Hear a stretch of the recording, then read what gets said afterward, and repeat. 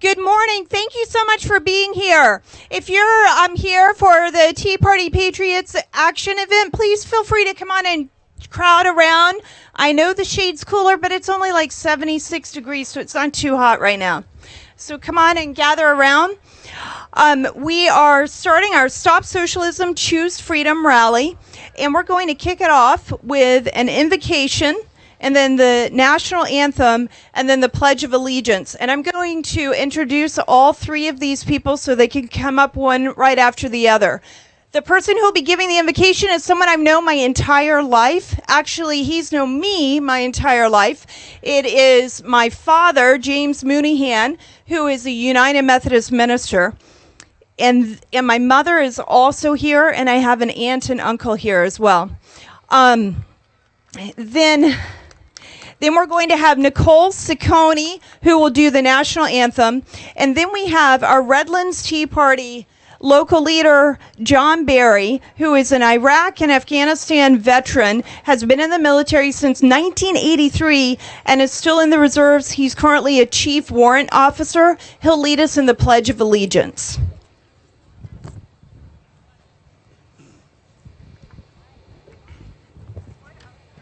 Thank you, Jenny Beth. Let us pause for a moment, lift our heads, and open our hearts. Almighty God, you are the parental being of all creation. We give you thanks this day for the beauty of this day, for the few moments that we'll have in eternity, saying a few things this day that deal with something you put into the mind of man long, long ago, and that is liberty. May we be able to cherish that. May we be able to honor it. May we be able to reveal the power of what you put into the mind of man, so that humanity will continue forward to understand the power and worth of each individual. We pray that you would forgive us when we fail you and when we mess up at being what we know that we should, but enable us to free our minds of the foolishness that would say that a group of people called government can control the mass of people. May we understand that it is to serve the mass of people. When you put the mind into the mind of man, the act of liberty and freedom, you put something there that had not ever been put in man's mind before.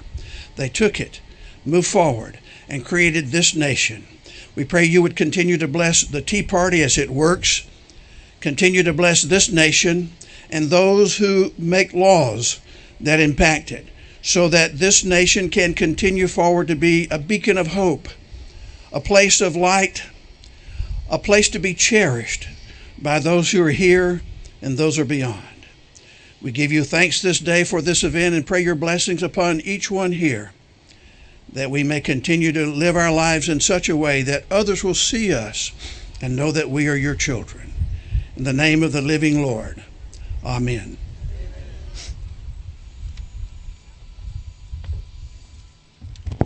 Thanks for this honor, Jenny Beth. Stand and face the flag. I pledge allegiance to the flag of the United States of America and to the republic for which it stands, one nation, under God, indivisible, with liberty and justice for all. Thanks. Please join as well.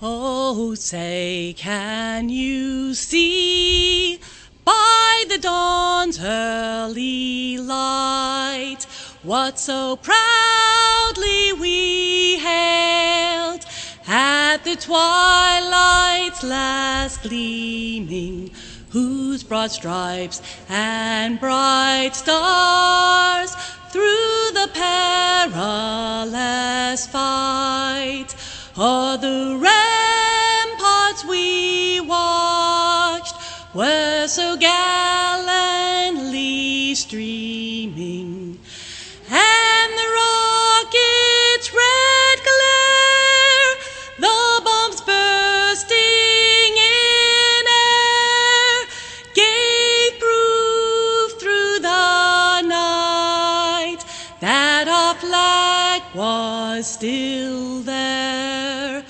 Oh, say does that star-spangled banner yet wave o'er the land of the free and the home of the brave? Thank you so much, Nicole. What a beautiful job.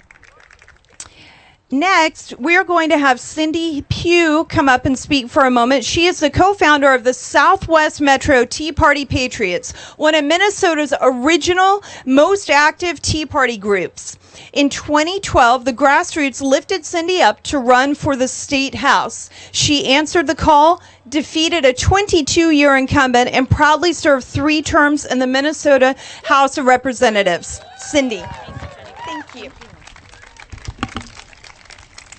Good morning, and thank you to Jenny Beth and the Tea Party Patriots for allowing me this opportunity to recognize a great Minnesota Tea Party patriot who lost her years-long battle with breast cancer just last Friday. It was an honor to know Cindy Mavis and to have worked beside her during the early days of the Tea Party movement in Minnesota. She co-founded one of our state's most successful groups, the Rochester Tea Party Patriots, home of the Mayo Clinic. Cindy was a true liberty warrior and leader, a friend and a mentor. There are so many of us who will never forget her and are so very appreciative for all she did. At this time, I would like to ask for a brief moment of silence for Cindy and for all of the others we've known who fought to preserve our God-given liberty and freedom and who are no longer with us and able to do so today. So if we could just have a moment of silence.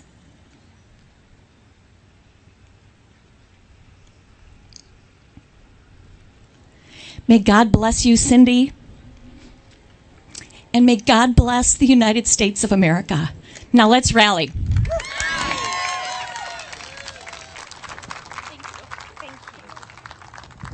Thank you so much for that, Cindy. Okay, next, we are joined by someone who you all have heard of, even if you don't know that you've heard of him or not, or heard of him already. This is a man who was one of 3 Americans who helped stop the terrorist on the train to Paris in August of 2015. Please welcome Alec Skarlatos.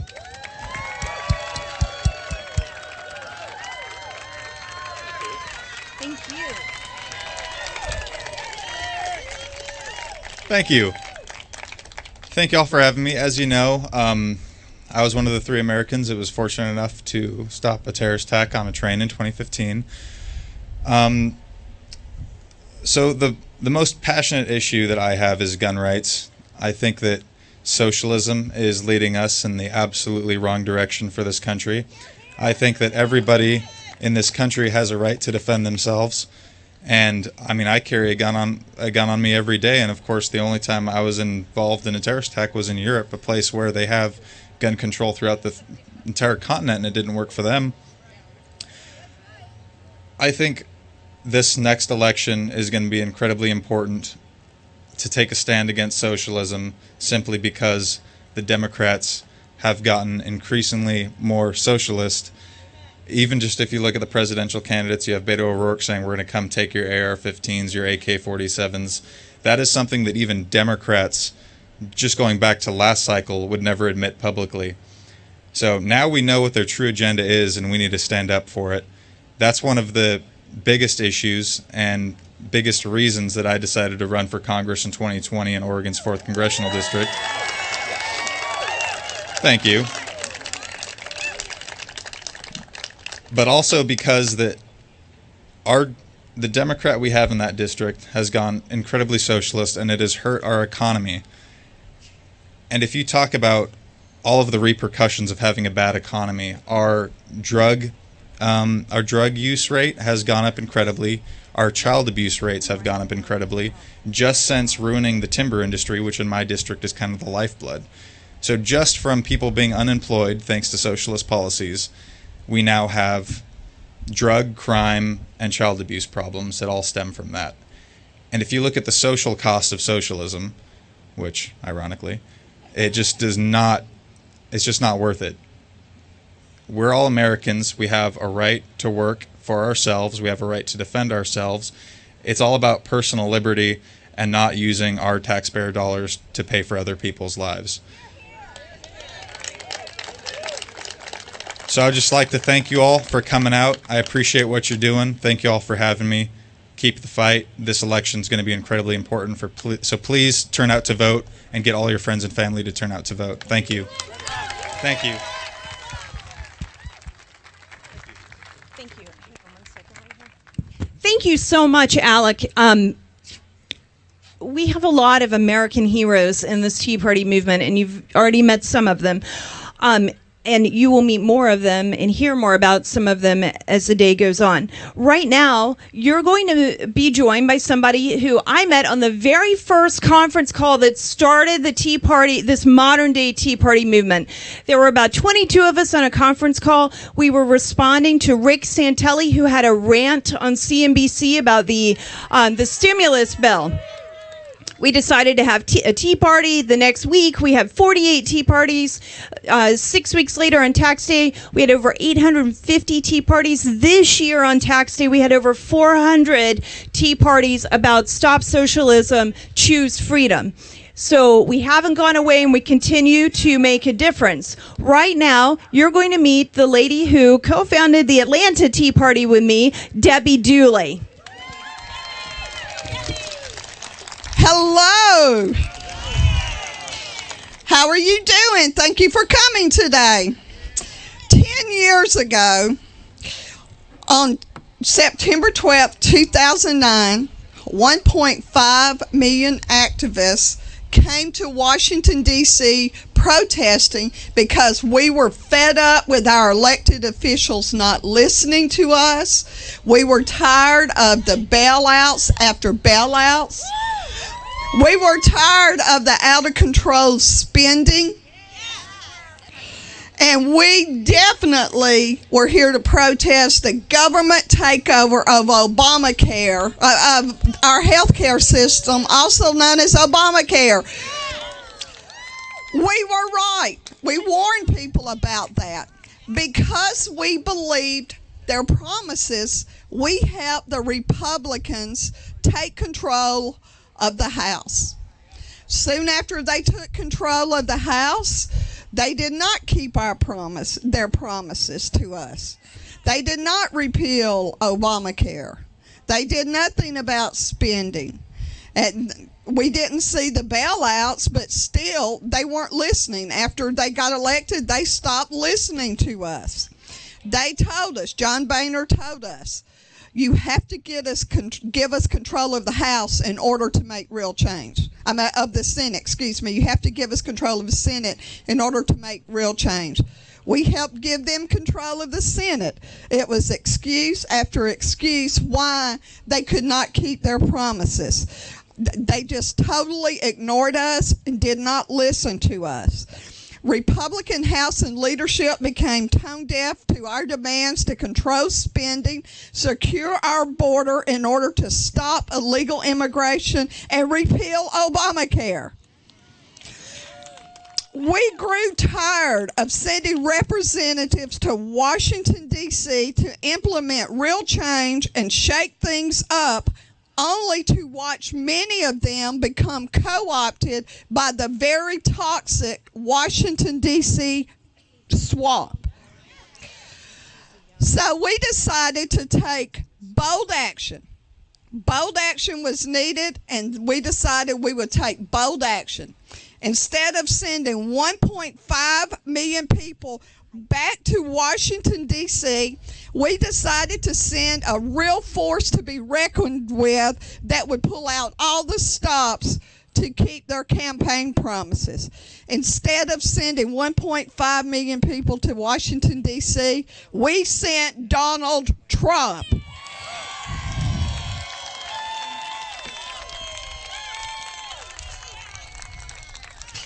Washington, D.C. swamp. Can you hear us now?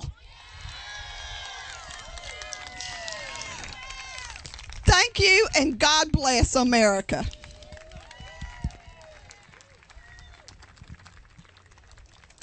Thank you so much, Debbie Dooley. The theme of this rally is Stop Socialism, Choose Freedom. We've heard a lot about socialism from different members of Congress over the last year. And we hear more and more about it every single day. The man who is about to speak to you, I actually met in my neighborhood on an Uber ride to the airport. And I wound up getting him as an Uber driver more than one time, and we talked about his experience when he was in Venezuela and what he experienced and why he's here in America today. He's lived under socialism. He understands what can happen with socialism, and he does not want to see that happen here in America. We actually have done a mini documentary about this man. If you go to our teaparty10.com website, you'll see the video there. Make sure it's a 9-minute video. Take time to watch it and share it with others so they can learn more about what's happened in Venezuela. So please join me in welcoming Oscar Ariaza Hernandez. Thank you so much. Well, thank you, everybody. Yeah, I'm Venezuelan. I live it. I've been here for, thank you. I've been here for about 5 years in the United States. Still have family down there, okay? Brothers, sisters, cousins, everybody, you know. I grew up and studied, went to school down there. But I want to start asking, how can the richest country in South America become the poorest country in South America? In our case, in many cases, there is only one answer, one word: socialism. Chavez started his campaign in 1998. He started making promises: free press, health, improve of health, equity, eradicate poor people, help homeless kids. I mean, he sold himself pretty good, okay? And he never wore his military uniform. He always wear like a suit and a tie. After he won, he changed that suit and he started using his military uniform. And about the free press, well, I'm gonna move in time, like try to do a snapshot of today, the results after 20 years. There is no free press, basically.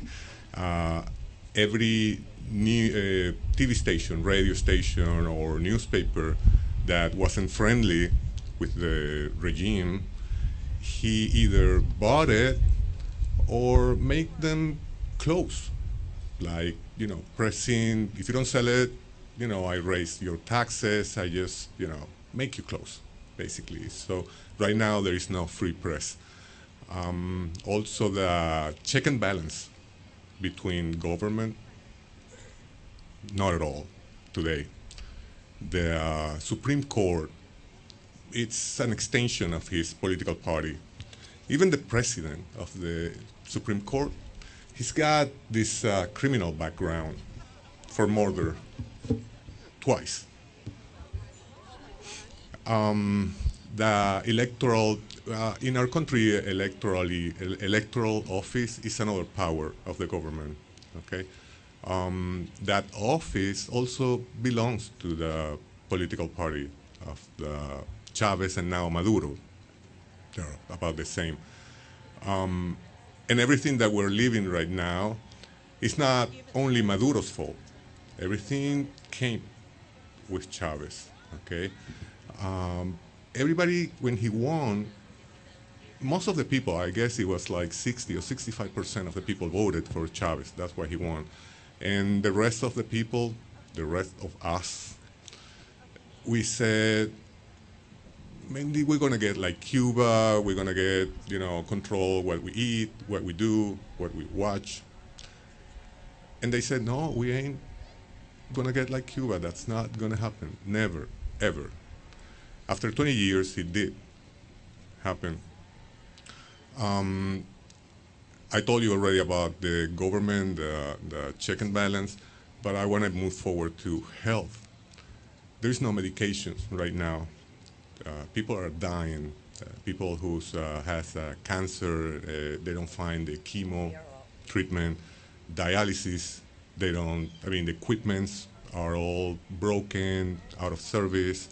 Only a few are in working conditions, and people have to make lines, long lines, to get dialyzed. And as you can understand it, I mean, people cannot wait to get a dialysis, so they just passed away. And that's really sad, for our people. And most for the older, the senior people, that they work really hard in their youngest ages. And now they have nothing to retire, there is no reward of their job. So it's very sad for the senior people. And I'm basically referring to my in-laws. For example, he's a doctor, teacher of the University of Health Medicine College School. And now, I mean, he's going through Parkinson stages and no medication he can find. So he's just one out of, many. More than 6 million people have left the country. That's 20% of our population, which is 30 million people, okay? The oil company, whoa, that's like the bank of the regime, okay? And they fired, Chavez fired in 2002 over 20,000 workers, but they were not regular workers. That was like the head of the company, the brain power of the company. Out of 40,000 employees that it had, he fired 20,000. Now, the company has over 100,000 employees. They know nothing about exploration, subtraction, or processing the oil. That's why our production fell in 1998, was 3,500 million barrels a day.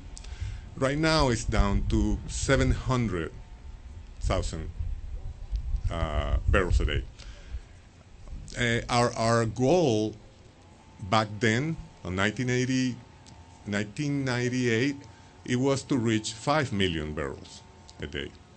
But instead, we dropped down to 700. All of that, I mean, the government used it to buy other conscience, like other countries, like giving free oil to Cuba in exchange of doctors. We do have better doctors in Venezuela, and now we are floated with over 25,000 Cubans in our country that are ruling the country. They do give orders. Not all of them are doctors, okay? They do give orders to our military, to our government. They control the cities. I mean, it's like and if people say we're not a strange country, well, we are. Right now, we are. The power grid. It's amazing how a few months ago, I heard my family saying that how many hours they had without power. 2 days ago, I talked to one of my brothers, and he was telling me how many hours he actually had power. Well, it's like cooking a frog slowly, all right? It's like when you look in the mirror yourself and you see no changes in time, but when you look at this picture 10 years ago, oh, how much hair I had, you know? Whoa, I was a good-looking guy. So, well, anyways, today, I think that the war against socialism and communism, that for me is about, the same, I think we're losing it, okay? Because Cuba used to be the only country with that kind of regime for 60 years, around 60 years. Now they extended their arms to Venezuela, and Venezuela is the gate to South America, and also the bank, okay, to finance them and their purposes. Also, they reach out to Nicaragua. So there is a triangle, and Nicaragua means like the gate for Central America. So we do have to stop socialism, okay, and that requires union, teamwork, and I know Americans are pretty good at teamwork, and that gives you the force you have. So I'm counting on it. And to close, I would like to say words that came from Simón Bolívar. I guess some of you know who Simón Bolívar was. And he said that freedom, it's very lightweight and also hard to balance, even for the most advanced nations. Okay, so let's stop socialism, all right? Thank you.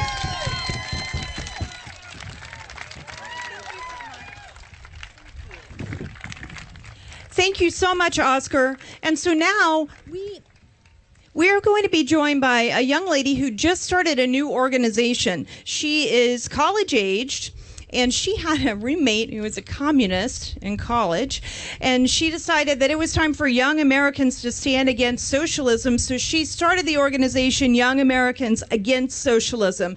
Please welcome Morgan Zeggers.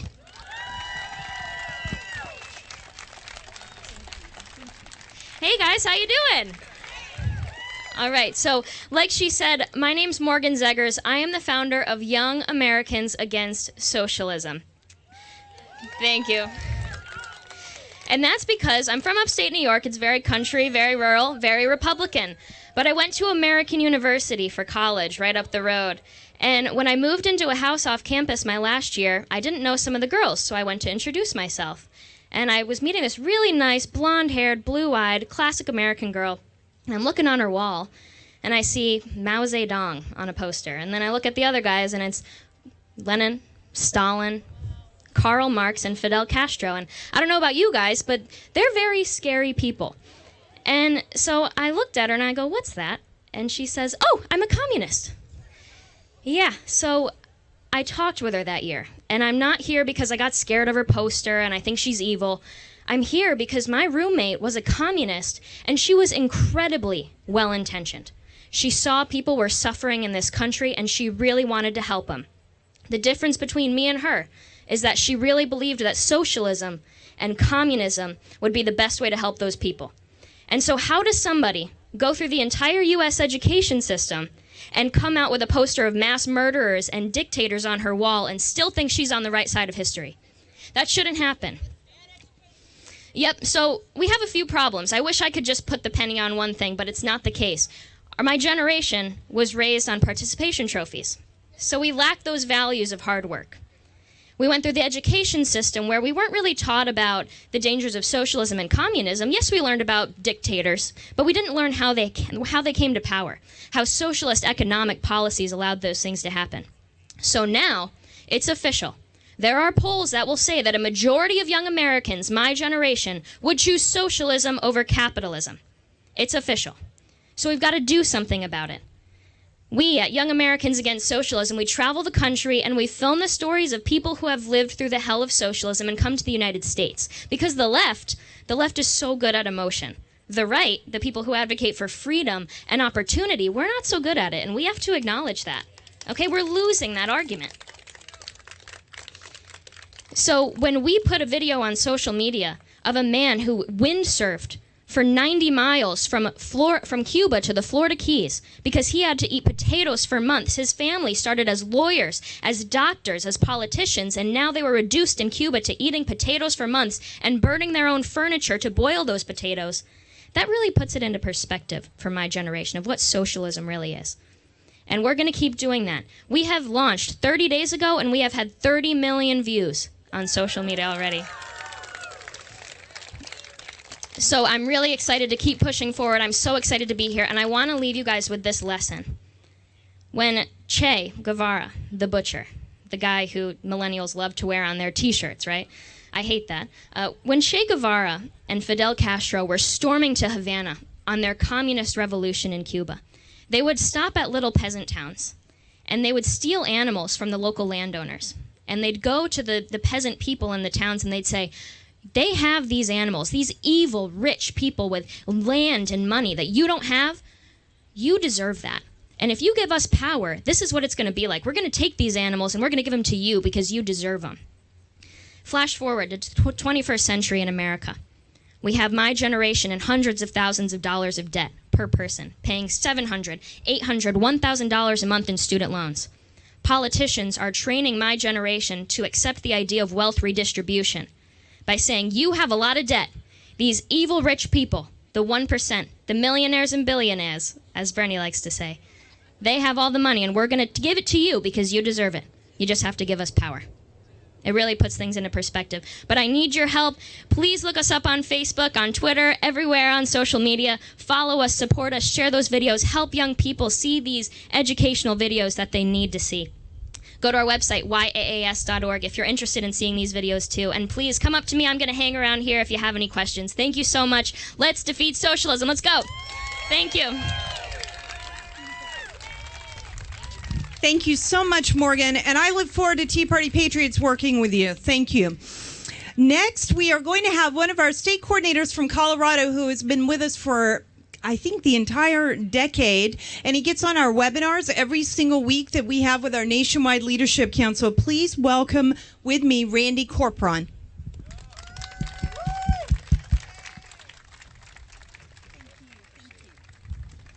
Hey, everybody. I'm from Colorado, as you heard. How many? I see you, Betty. Thank you. How many other people from Colorado? Do we have anybody? All right. Well, it takes only a couple of dedicated patriots to start a movement, right? I do a Saturday morning radio show in Denver called Wake Up with Randy Corporon, where I am Denver's only live, local, conservative Saturday morning show. And the folks on my station who come on after me in the morning weren't real happy when I started saying that sort of thing. So we actually had it out with management, and management said, you know what? He's right. So I continue to do that. What is it like to be standing here right now and realize that before there was a capital, before there was a revolution, this actually was a swamp? Isn't that funny how it changes? They've grassed over and built up on top of the swamp, and yet the stench just permeates up. But that's what we're here for, right? We are going to drain the swamp.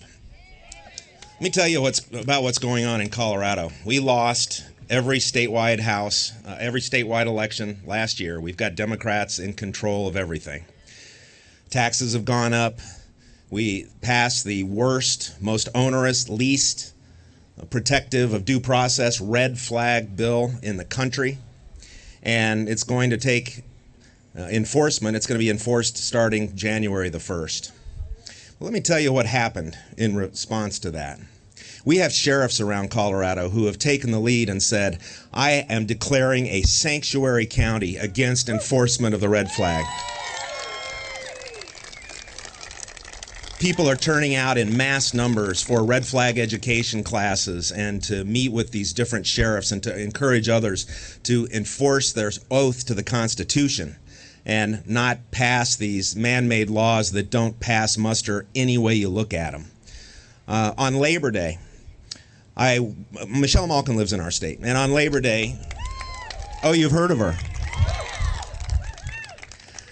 A couple days before Labor Day, she and I were talking, and we were talking about what happened in July 12th in Aurora, Colorado, when a group of radical leftists went to an ICE facility, an ICE detention facility, and tore down the American flag, burned it, tore down the Blue Lives Matter flag, and hoisted the Mexican flag up on this ICE facility's front yard.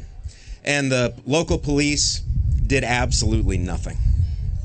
So Michelle and I were talking a couple days before Labor Day. She's got this great new book out called Open Borders, Inc. Encourage you to get it. It's a heavy read because it's packed with a lot of information. But part of her book rollout is she's doing the Stand with ICE tours. And her first scheduled one was in Maryland, where she had almost 1,000 people turn out. Yep, some folks that were there. 1,000 people turn out to show law enforcement and the men and women who enforce the laws that are made right here that we stand with them, that we are not going to be silent anymore.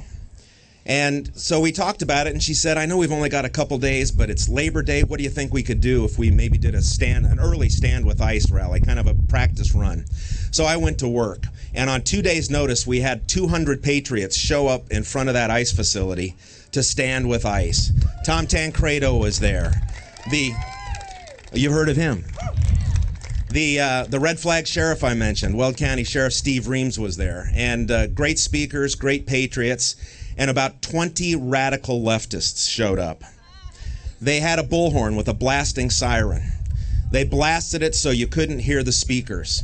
They blasted it right in front of the line of Aurora police officers that were there to supposedly keep the peace. One woman tried to hit Michelle Malkin with a sign. Came within about a quarter inch of that cop's front of his face. He didn't even blink or flinch, man. I'm not messing with that guy, I can tell you for sure. And as Tom Tancredo was leaving, carrying his Betsy Ross flag that he flies proudly at home, he was walking out and all of a sudden got tugged back. And he turned around, and it was a police officer. And he turned around and looked at the police officer, and the police officer said, "Get that effing flag out of my face." I'm sorry, keep that effing flag out of my face. So that spurred us to action. I'm a lawyer in Denver, and I decided to go ahead and represent Tom Tancredo and Michelle Malkin and enforce the law against disturbing the peace, against disrupting a lawful assembly, against obnoxious noises and getting in people's face, and to hold that officer accountable.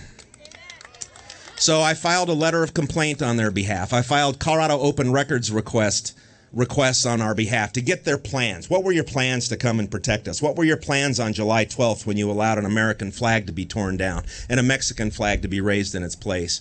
And we put the pressure on them. Within 2 hours, I had an email from the chief of the police department, and he said, I'd like to talk about this.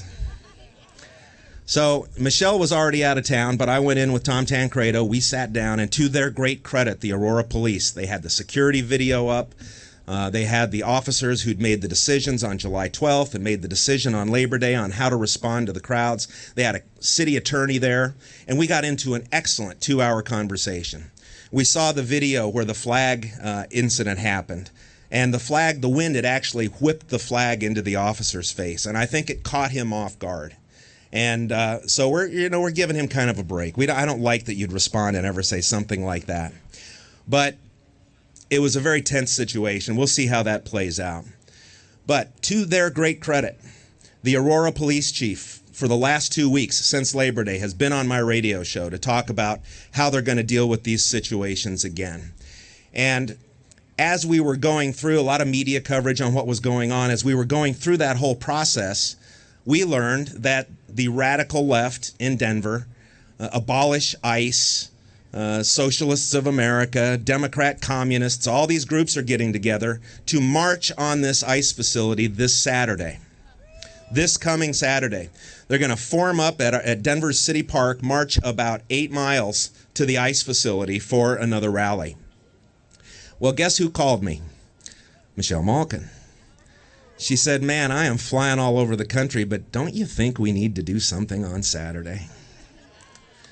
So I've been working crazy on the airplane, walking here on my cell phone, just setting up security and rally, the whole rally situation. And in working carefully with the Aurora police, they are going to put these protesters against the ICE facility at the end of their march about a block and a half from the facility with a wall of police from multiple jurisdictions. Guess where we're going to be? We're going to be right there on the northwest corner of the facility with the facility as a backdrop. We're going to have a stage. We're going to have sound. And my travel plans do not have me back in Colorado on Saturday. So I'm going to try and change that. But if I can't, to replace me as MC, I've got the red flag sheriff from Weld County, Steve Reams, who's going to stand with Michelle Malkin and MC that event if I don't get back there in time. And we are going to have a peaceful rally in support of law enforcement. This is all part of the Stop Socialism, Choose Freedom movement. It's all tied together. What they want to do with our guns, what they want to do with taxes, what they want to do with telling you what to do and how to do it, how to raise your kids, and everything else is all part of the bigger plan to take total control of our lives by having government control every facet of our lives that we can get away with. That they can get away with. And you know what? I wish we had this field full all the way to the George Washington Monument. But here's what listen, it's Thursday, it's afternoon, it's expensive to come here, I get it. But I know some of the people in this crowd and some of the people back here, and each and every one of them does the work of 10, 50, 100 people every single day. My efforts for the Stand With ICE rally on Saturday, even if I can't get back there, is going to include at least 200 or 300 people that are there specifically because I asked them to and told them about it. It's also going to include somebody named Jenny Beth Martin. So I just thought it would be interesting for you to know what's happening in very leftist Colorado as it's trying to head down the Californication road. I'm there. There are a lot of patriots there. We're not going to let it happen. And I just appreciate you guys taking the time, the expense, everything, whatever it took for you to get here. It means the world to Jenny Beth and to all of us who are fighting together to save this country. Thank you so much. God bless you, and God bless America. Thank you so much, Randy. And speaking of California, I'm going to bring back up to the stage the chief warrant officer who's been in the military since 1983 and is from Redlands, California, John Barry, to talk about California and socialism. Yeah. We call it the People's Republic of California. And when the previous speaker talked about the Californization, he's right. So my name's John Barry. I'm a California state coordinator, and I'm also with the Redlands Tea Party Patriots. So I want to tell you how bad California is so you know you don't want to go there. I'm going to tell you about how we're fighting back, and don't give up on us. So first of all, being a conservative in California, it's sort of like Custer at the Battle of Little Bighorn. You know, we're outnumbered, we're outgunned, we're outmaneuvered, but we're going to keep fighting. We're going to go down to the last man. So how bad it is, right? What you see the pictures on the news right now of all that homeless in LA, because I live in Redlands, which is about 2 to 8 hours from LA, depending on traffic. So my wife and I there's so many wonderful things to California. There really are. And you always think, is there anything the liberals can't screw up? I mean, there's anything. I mean, at least they can't screw up the weather. You know, it's. I shouldn't say that too loud. They might get the idea they want to tax the weather, because it is. I ski, I hike, I play golf. I love it. And so, but it's kind of like everything else, you know, and I think of, okay, despite the earthquakes, the liberals, the crime, the traffic, the homeless, the drugs, at least I still live in California, right? So how bad it is. In Los Angeles, what you see on television is just half of what you're seeing, right? The LA media is actually covering the story, but not with the same ferocity that it deserves. For example, my wife and I, we love to go to plays at the Amundsen Center, and we see a lot of those top-line plays. We love going to the Hollywood Bowl and having a picnic. But even around Union Station, a couple years ago, it wasn't there. right? Now it is. It's just a sea of tents, a sea of excrement, a sea of really bad smells. And then it gets worse, okay? So how did all this happen? It isn't just the liberals, it's the voters in California who don't pay attention, okay? Proposition 47 and Proposition 57, those were two that reclassified felonies as misdemeanors. And plus you throw in Prop 64, which was the legalization of marijuana, which added to the permissiveness of all these so-called urban campers smoking dope on the street. It's really bad. So you roll all those things together, and the people of California are to blame for really the self-inflicted wound. So we're fighting back. There's a group, the Propositions 47 and 57, is going to be on the 2020 ballot because we, the people, fought back, and we got out 500 signatures to help this group. I forgot the name of the group. So that's going to be on the 2020 ballot to repeal the laws that caused this all to happen. So the thanks. So we're fighting back through the petition. California is actually, you might not know this, but California is actually a tricameral. It's a tricameral legislature where you have the assembly, you have the Senate, and you have the people. That's why we have the referendum that gives us so much power in the state. Because of that, we got Prop 13. We've got a lot. So when you have power through the referendum, it actually gives you hope. Another way we're fighting back is Orange County. Y'all heard of ballot harvesting? That's just as true and then some. So I'll give you an example. What happened in Orange County, which was the county of Reagan, or the county of Nixon, sorry. What happened there is the Democrats came out and established relationships with all these bogus voters. It's your typical Republican is just not going to hand over a ballot to a stranger, but the Democrats will. So what happened? There was a wonderful congresswoman named Mimi Walters in Orange County. On election night, she was up by 12,000 votes. And when all the votes came in, she lost by 10,000 votes. And that's what happened in all those Orange County races because the Democrats played the ballot harvesting. Now, in every other state, this is illegal, but it's legal in California because the legislature saw fit to make it legal. Because before, the law was only a relative could hand in your ballot on election day. Now anybody can. So the Democrats were, and you've seen them on the video, it's like, hey, I'm from the Democrat Party. I'm here to collect your ballot. Well, and if you need help filling it out, let us know. So we had loads of school kids. We had loads. So anyway, but the one to tell you is we're fighting back, so don't give up on us. I'm working with a group called the Institute for Fair Elections. Okay, y'all heard of Judicial Watch? Okay. Great group. They're the ones who kind of get the headlines. There was a group right underneath them who did all the data called the Election Integrity Project California. And I think there's some of you like in Illinois who are working on that. What they did is they got the data together proving in Los Angeles County for every 100 adults eligible to vote, there were 114 people on the ballot or on the county voting rolls. No, there's no corruption. No, there's no corruption. So what happened? Is Judicial Watch came in, election integrity, fought that. The case was so bad, California capitulated. But here's why. They didn't want it to get in the federal court system.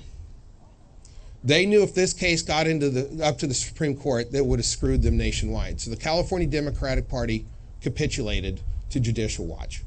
I mean, outright, complete surrender. So what I'm working with the Institute for Fair Elections is we're calling Orange County, and I've made 100 calls so far, and I'm calling people who were at one time who voted, and yet I get answers like, I've never been registered to vote. I moved away from California in 2014.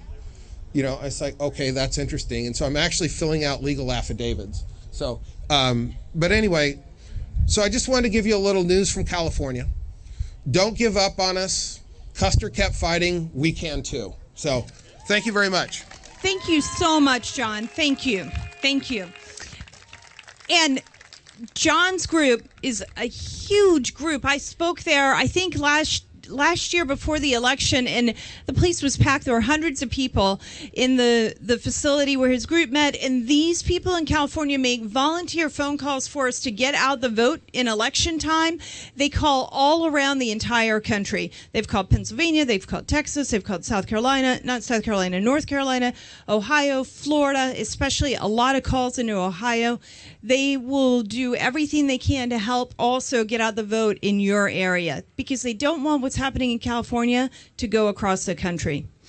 Next, we are joined by a congressman from Huntsville, Alabama, and he has been in Congress since really he was elected as part of the Tea Party Revolution in 2010. And he decided, well, actually his wife decided that he needed to run for Congress after she read Mark Levin's Liberty and Tyranny. And I am so glad she read that book and told him he needed to run, because he is one of the most liberty-minded congressmen. So please join me in welcoming Congressman Mo Brooks.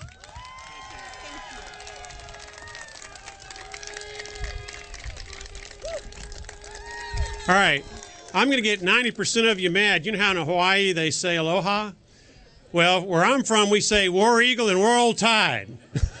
So, all right, we got someone from Alabama over there. We are Penn State. Penn State? 1978, I enjoyed that Sugar Bowl game. Let me talk about the United States of America for a moment. I want to emphasize something. Our country, is the greatest nation in world history, and our country has held that lofty status for about 7 decades. Now, let's be clear about it.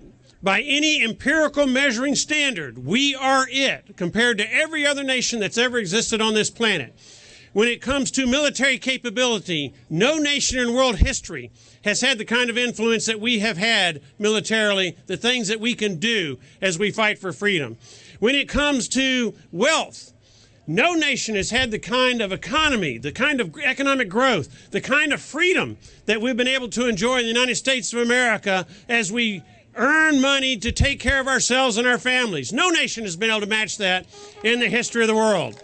And when, of course, it comes to individual liberty, no nation has been able to match the kinds of liberties that we enjoy in the United States of America and have enjoyed for over 2 centuries. Now, the question is, are we just lucky, or is there something that put us in that position to excel?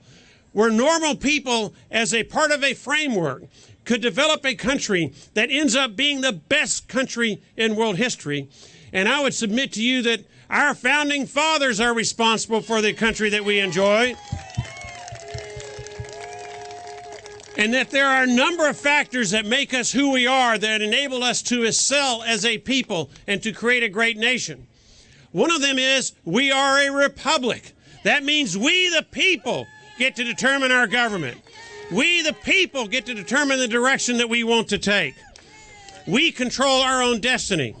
We also have something that protects us, and that's called the Bill of Rights, those 10 amendments.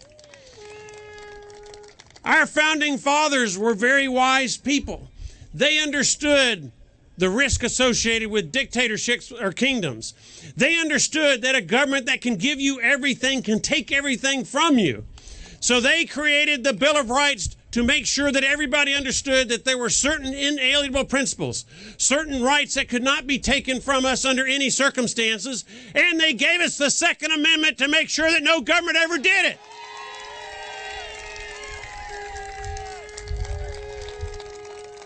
There have been many powerful nations in world history. Roman Empire, Soviet Union, very powerful. Various empires in China. What has distinguished us from them is simple: moral values. You have to have moral values as a compass to get you to do the right thing with the power that you have rather than the wrong thing. Our founding fathers were moral people. Our country has been established on moral values, thereby giving us the compass that helped us do the right thing with the power that we enjoy rather than the wrong thing.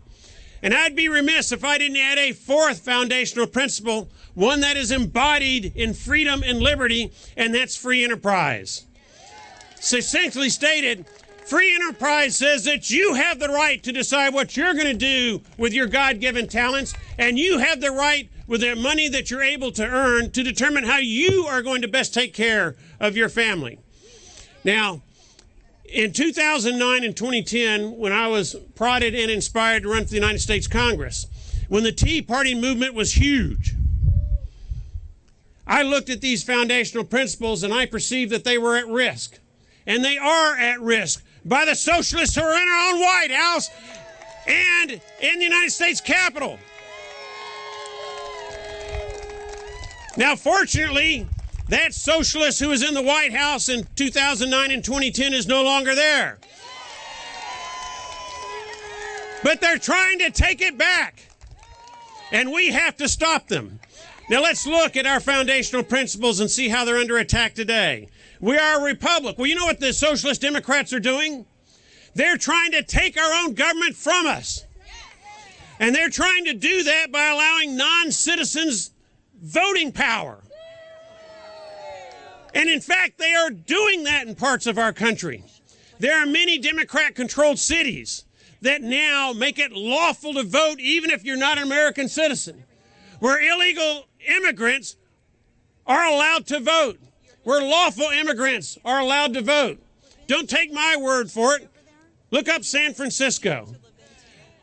There is a conspiracy amongst the Socialist Democrats to take our own government from us by allowing non-citizens to control our future as a country. That is wrong, and we have to fight for our republic.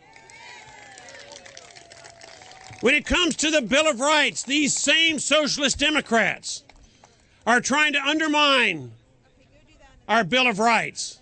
Entities like Antifa, they are fascists. They are trying to deprive us of freedom of speech, and they do so behind masks as they use violence and the fear of violence to suppress the First Amendment's right to freedom of speech. We've got various entities sponsored by Socialist Democrats that are trying to undermine the First Amendment right to freedom of religion. Most importantly, they are trying to repeal the Second Amendment a little bit at a time, but ultimately the whole thing, in order to deprive American citizens of the ability to protect themselves, to protect their families, and most importantly, to protect the republic that so many Americans have fought and died for. When it comes to moral values, that compass that helps you do the right thing rather than the wrong thing, the Socialist Democrats are the amoral party. They are undermining traditional moral values on a daily basis. Here in the United States Capitol, here in state houses around the United States, of course, in Hollywood, we have to fight to preserve our moral values and the principles that make us who we are. But finally, when it comes to free enterprise, they want to get rid of free enterprise. They want to substitute dictatorial government for your liberty so that they can tell you what you can and cannot buy. Look at health care. They can tell you where you can and cannot work. They can tell you what you can and cannot earn. Socialism is an anathema to freedom and liberty. It is an anathema to free enterprise, and it guarantees one thing.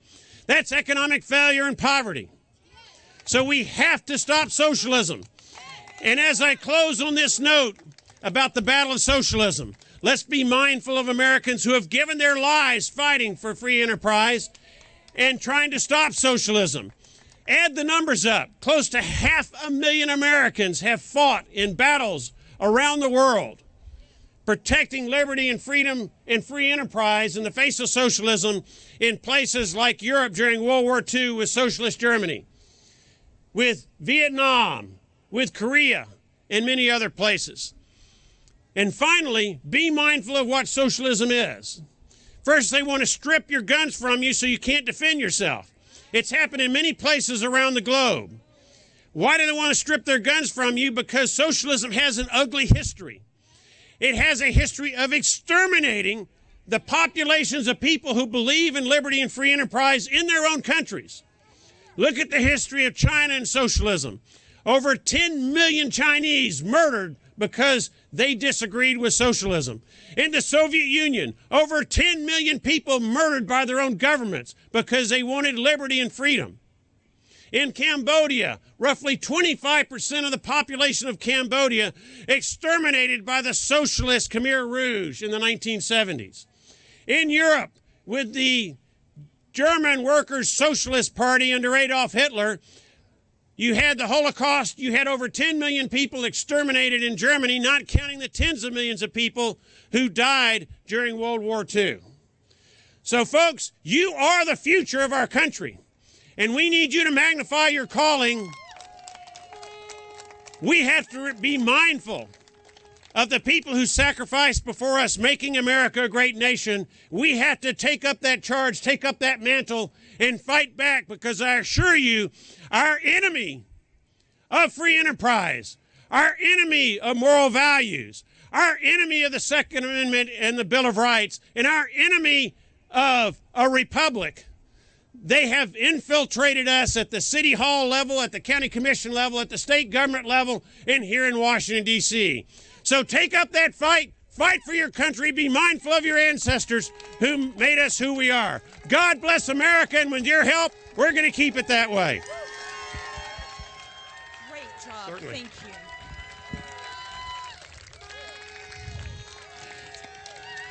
Aren't you glad his wife read Liberty and Tyranny and urged him to run for Congress?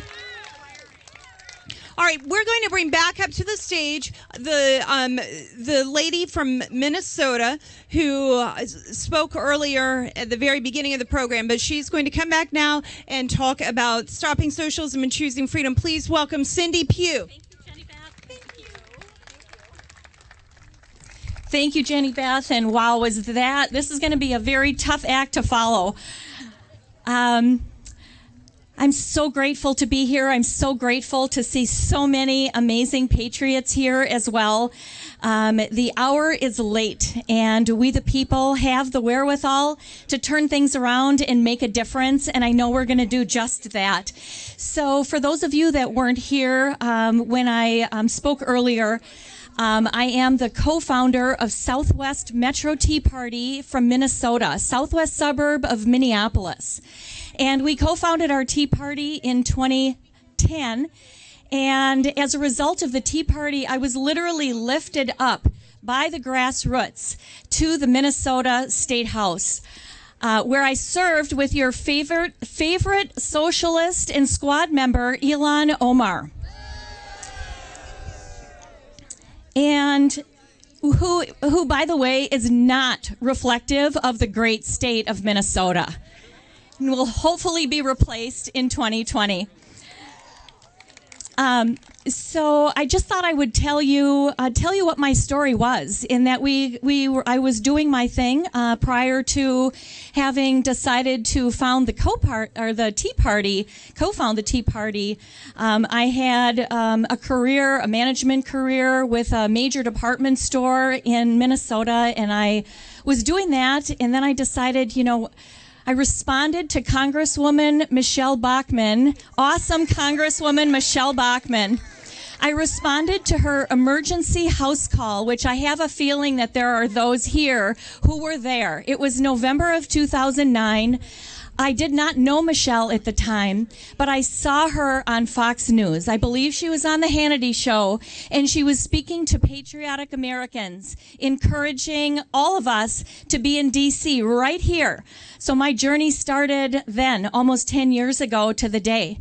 And she was calling on patriotic Americans to be here to rally against the first vote in the House against Obamacare.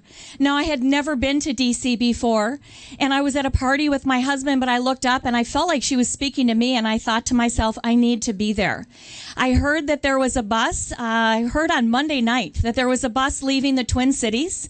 My husband was already upstairs sleeping, and I sent an email and was sad to hear that the bus was full. Got an email back.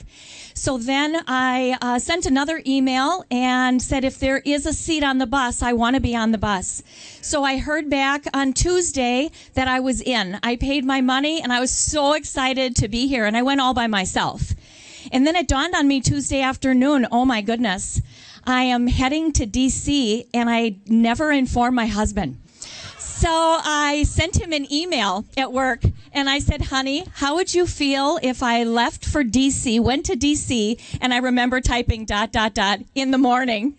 Well, my husband knows me well enough. We've been married 39 years this year, and he was totally fine with that. I boarded a bus and I was on my way to D.C. I'm going to make a really long, incredibly special, life-changing story short. There were people on that bus. It was by divine appointment that we were all put together on that bus. There were three buses, and the woman that I sat next to on the bus was from my hometown as well. And when we got back, we looked at each other. We looked for a tea party to join, and we couldn't find one. And so I remember the day like it was yesterday when we said to each other, if not us, who? And if not now, when? And we co-founded the Southwest Metro Tea Party. She brought her parents, a few friends. We had received an email. One of us received an email from a man named Len in the senior center. Len was in his 90s. And he sent me an email with a 24-point font. And he said, girls, my name is Len. And he said, we're over here at the Presbyterian Homes. And he said, we want to help you girls get this party started. And that is exactly what happened. He purchased 1,500 pocket constitutions from the Heritage Foundation. And he said, we're going to be in a parade, the 4th of July parade. So now this is mid-June. We're like, okay. So we handed out 1,500 pocket constitutions, and it was just amazing. And I called my friend Fremont, who I had met on the bus, a World War II veteran, who came all by himself, and he walked onto this west lawn and said to people who he was with part of his original uniform, and he said to folks, I have fought to defend our freedom. And he said, but we are in the battle of our lifetimes to keep it. And so I would pass that along from Fremont. And the hour is late. We each have a sphere of influence. It's time for us to reach into that sphere of influence. There isn't any one of us who can do everything, but every single one of us can do something. And it's going to take that to defeat socialism. So thank you so much. Have a beautiful day. Thank you so much, Cindy. And I remember meeting a couple of World War II veterans as we were trying to prevent Obamacare from passing. Those are memories you just won't ever forget. We are next going to be joined by a congressman who is part of the House Freedom Caucus. He is one of the champions of liberty. Please join me in welcoming Congressman Paul Gosar.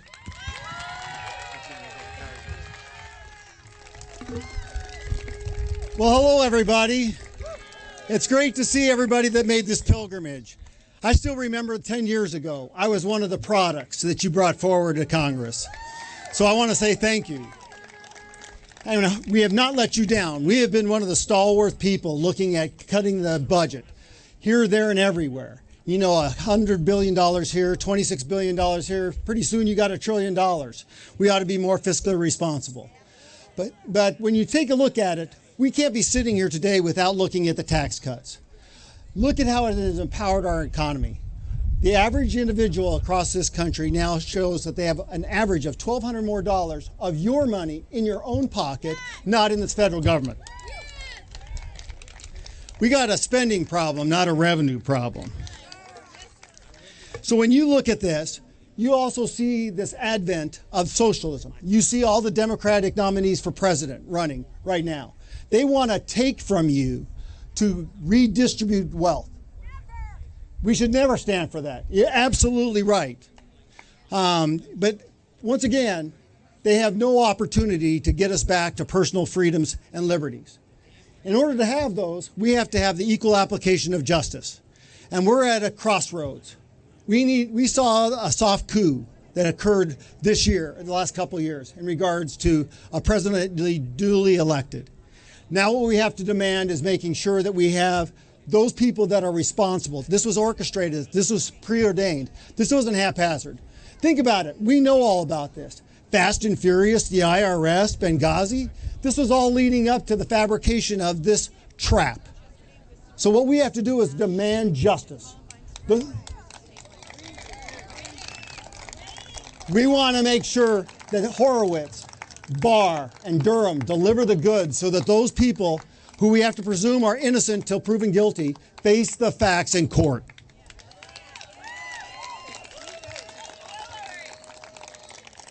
But it's also applied on free speech, that First Amendment. In order to have that First Amendment, you got to have a second. And what is being considered now cannot stand. Red flags rules do not work. We saw Fix NICS come through where it started to hamper our veterans, our Medicare recipients, and Medicaid recipients. Folks, we can't stand for this. We have to start concentrating on the victims, those perceived victims, those 800,000 to 2.4 million people that thwart a felony because they have a gun. Those are success stories. Once again, it's about the individual, not the victim. That's exactly where the Democrats want us to go. And we have to start looking at pro-life. If you don't respect it on the birthing table, and I said that particularly poignantly, where we see that baby being, we'll give it the marginal benefit while we decide its fate.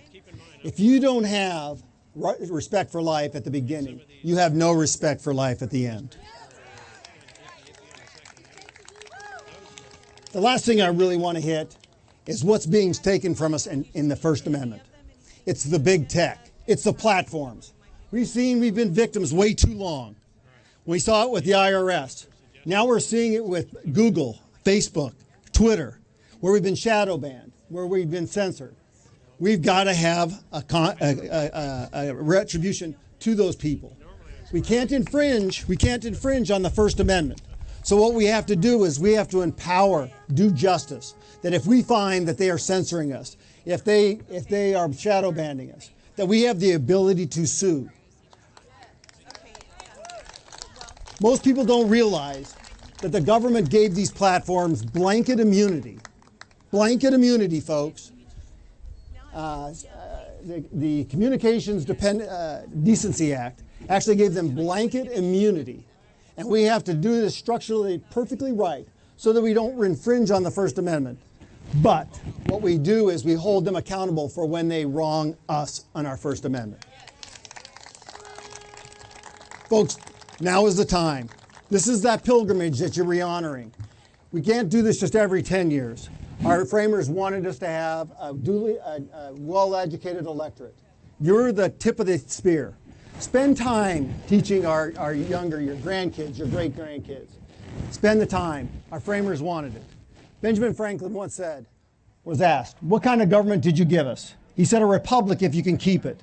Folks, you're at that time. You're at that moment. What you do makes a big difference. Thank you very much. God bless you. God bless this movement, and God bless the United States. Thank you so much, Congressman Gosar. And now we are joined by someone who you all know very, very well and who yesterday spent the afternoon in a hearing defending the Second Amendment and all of our liberties. Please join me in welcoming Senator Mike Lee from Utah.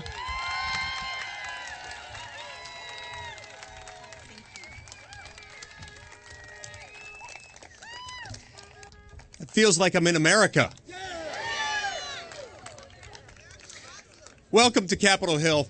It's a beautiful building, isn't it? It's a beautiful building. It's a beautiful day. I wish we could make what government does more beautiful, but after all, it's just government.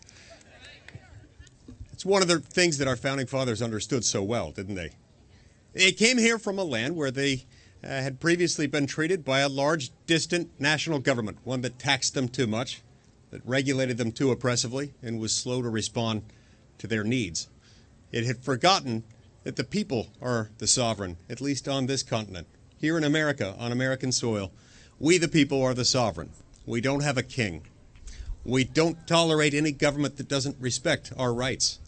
And we understand something. This flows from a deep understanding about the inherent dignity of the immortal human soul. The fact that we understand that. We as mortals are fallible, we're flawed, We sometimes make mistakes, but we're redeemable. Understanding those ideas together helps us understand what government is. It's one of the reasons why I love Federalist Paper number 51. You remember that one? Anybody read that one? It's a good one. This is where Madison says if men were angels, they wouldn't need a government. And if we had access to angels to run our government, we wouldn't need rules about government. But are we angels? Do we have access to angels to govern over us? So we need a constitution. And the sole purpose of the Constitution is to restrain government. And that's a good thing, isn't it? You see, what we find is that when we restrict government, when we restrain it, when you lock up government and tell it that there are certain things that it cannot do, then when you tell it that when it does act, it has to act through a certain set of processes, then when you split up power, first along the vertical axis, with the principle we call federalism, saying that most of the power is supposed to be with the states and with the people, and only a few powers with the federal government. Along the horizontal axis, when you say that we're going to have one branch to make the laws, one branch to interpret them, and one to enforce them, that's where liberty is found. But those are all rules. But when we lock up government that way, we unlock unlimited human potential. We're here today celebrating the 10th anniversary of the rise of the Tea Party movement. And it is a movement that remains strong, even though it doesn't get as much attention as it once did. The spirit of the Constitution lives on in our hearts. It's made a difference in who we elect. And for many of us, it makes a big difference, all the difference in the world, in how we vote in this building right behind us. Are you ready to join with me in continuing to be faithful to the Constitution, to standing for limited government?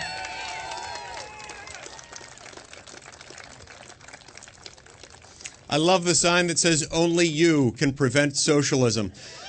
Socialism, my friends, is not compatible with the U.S. Constitution. It doesn't belong on U.S. soil. Let's keep it out. Thank you very much.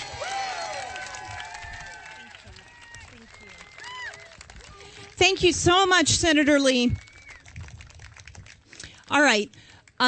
We're going to be joined in just a moment by our next speaker, but I want to take a minute to tell you that one of our speakers was not able to make it today due to an injury. He just could not be here.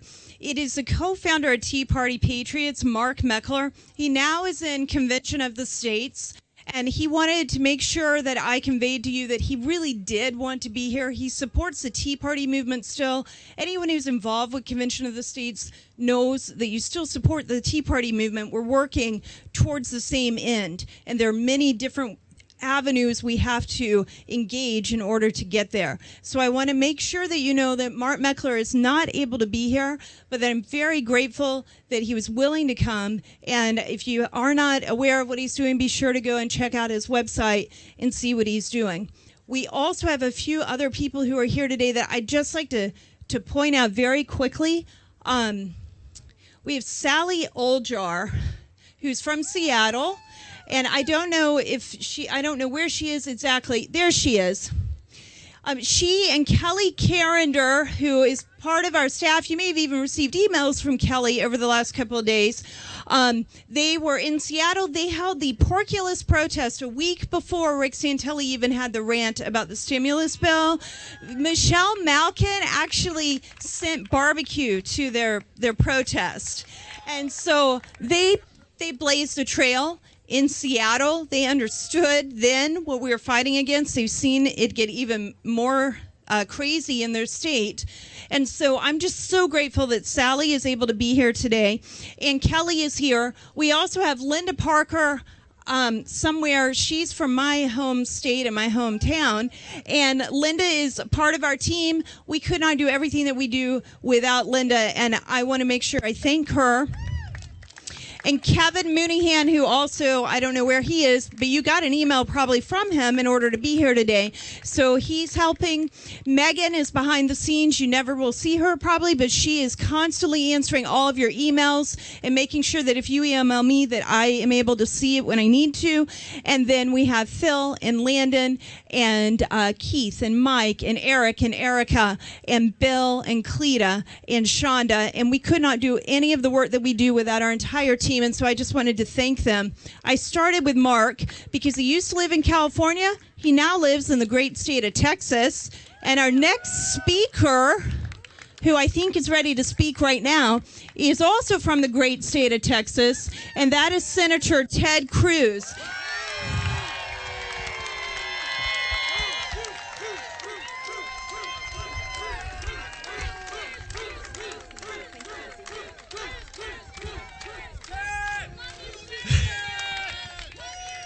God bless the United States of America. I want to thank each and every one of you for coming out here and speaking up for freedom, speaking up for free enterprise, speaking up for the Constitution of the United States. Let me say, as we reflect on the Tea Party movement, a gathering that started out initially a handful of citizens concerned about the direction of this country, and then it was more, and then it was more, and then it was more, and then it became a tsunami as the American people stood up and said, we will make D.C. listen and we will hold our elected officials accountable. And if you look back at the victories that the men and women gathered here that you have won, it is extraordinary. We have, number one, a Republican president, President Donald J. Trump.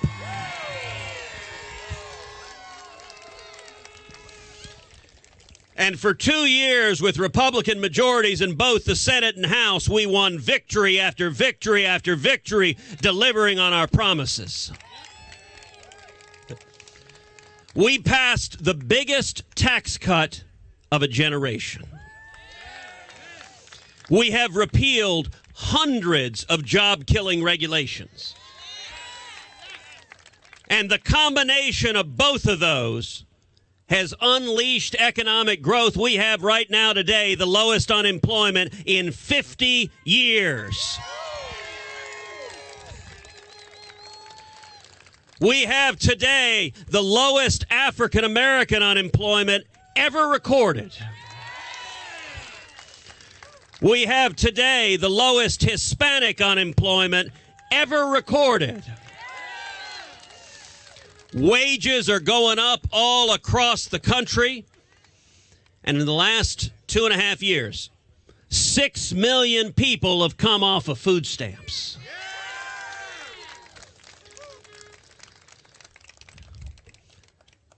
Then you've got the 2020 Democrats. They look at jobs, they look at prosperity, they look at people rising out of poverty into the American dream, and what do they say? Let's go the other direction. Let's do everything that wasn't working, and let's go back and do even more of it. How many of y'all have been foolish enough to watch some of these Democratic debates? I mean, it's Tweedledum and Tweedledummer. You know, you see them embracing positions as they gallop to the left, further and further and further left. Every one of them is saying, we're going to raise your taxes. Every one of them is saying, we're going to triple the price of gas at the gas pump. Every one of them is supporting open borders. And not only that, they're saying we got to provide free taxpayer health care for every illegal alien in America. And when asked that, every single Democrat on that stage raised their hand, including in the middle, poor Joe Biden, who's kind of looking, going, I guess I got to do this, don't I? You look at him, you know, actually, one of the moments that I thought really typified just how bat crap crazy these people are is the first debate. First debate, they were talking about abortion. Every one of them is for unlimited abortion on demand and up till the moment of birth. But then Julian Castro said that's not far enough. So he stood up And he said he wanted free taxpayer-funded abortion for transgender women. Now, look, I'll readily admit, I'm not smart enough to follow all the new terminology. But if I understand correctly what he's talking about when he refers to a transgender woman, he's talking about someone who was born biologically male. Now, I may not be remembering high school biology, but I'm pretty sure if that's the equipment you're born with, pregnancy is not in your future.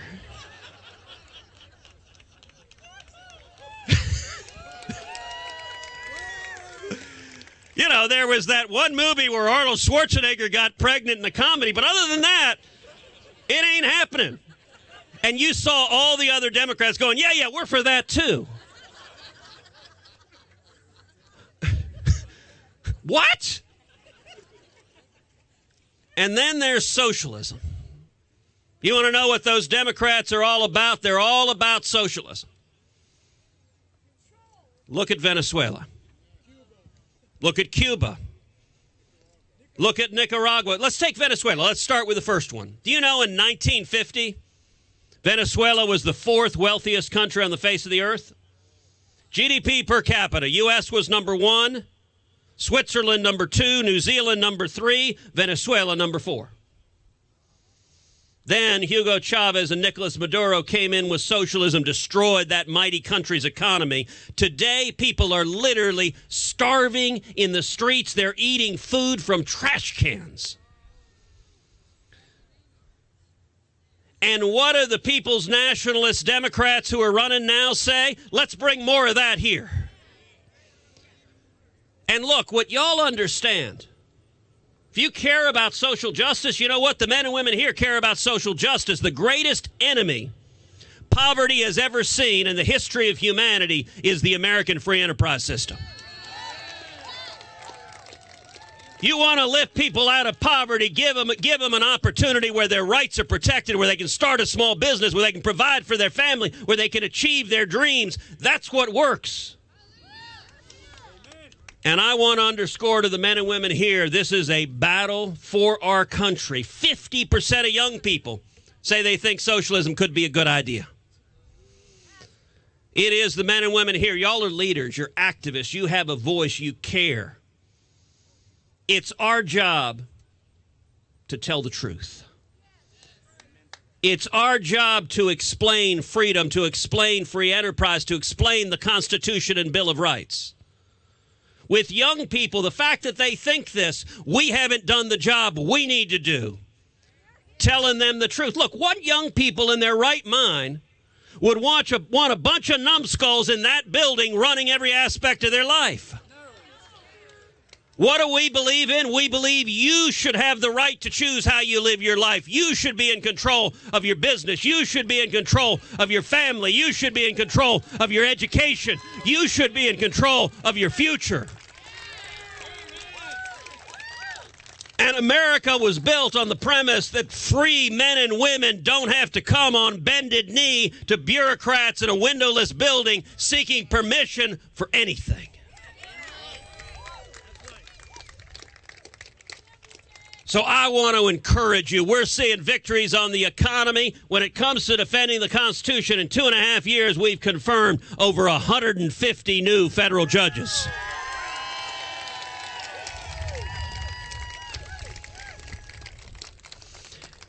And if you want to know the successes we have, look no further than the New York Times. Okay, this week, the story they came out with. Okay, the story is 2 guys said another guy said he saw something 30 years ago. We didn't talk to the guy who said he saw it. And the woman who is the alleged victim, oh yeah, we're not going to mention this in the initial story, but she is not in fact the alleged victim because she's not alleging anything, and she says she doesn't remember it at all.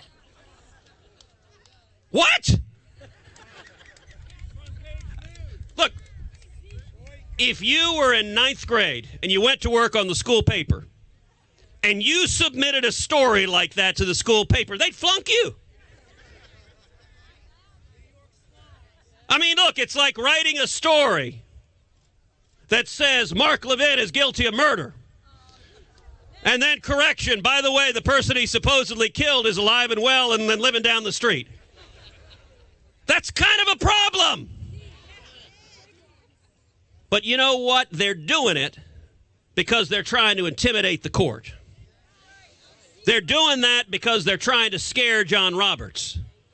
They're doing that because they're scared there's going to be another vacancy in the next year on the Supreme Court. This is all about partisan leftists undermining the Constitution and undermining the Bill of Rights, which means we need to explain why liberty matters. The hard left is going to show up in 2020 in massive numbers. They are angry, they hate the president, and their ideas don't work.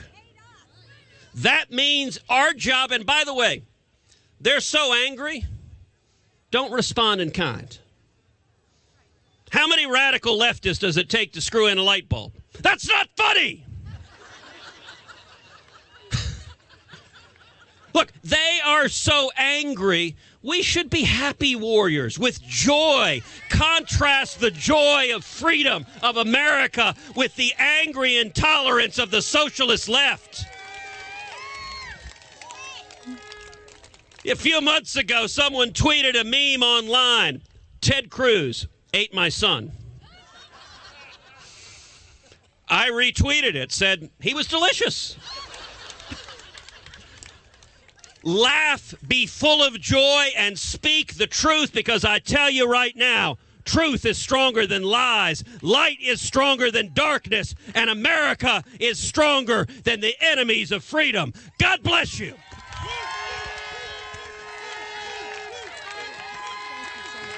We'll talk sometime. Anytime. Love the boots. Thank you.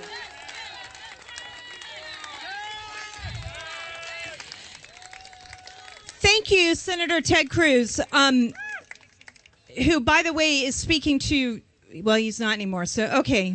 Just wanted to make sure he meant Morgan. All right.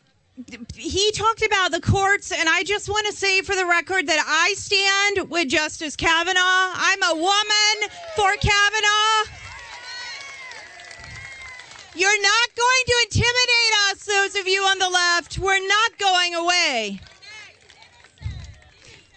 And the courts, I think, motivate us more than they motivate you. The next speaker that we have is from my home state. He is in the House Freedom Caucus. Please join me in welcoming Congressman Jody Hice.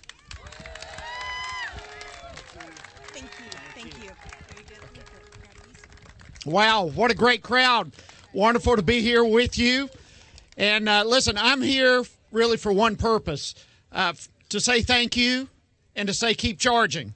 We've got a lot to do ahead of us, and now more than ever, every single person here is needed.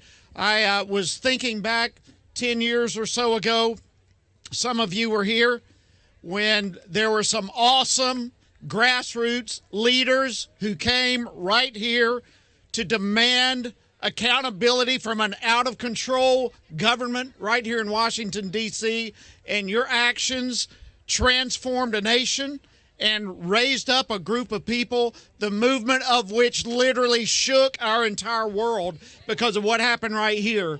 And I just want to say thank you for all that you have done and what you continue to do. And listen, what Senator Cruz was just saying and others who have come before, it is absolutely amazing what we're facing in this country right now. Never, ever, ever would I have imagined, nor would have you imagined, that we literally would be facing a genuine obstacle, a genuine opponent trying to force socialism down our throat. And I say to you, we need another grassroots movement of leaders right now, more than ever before. And you are it.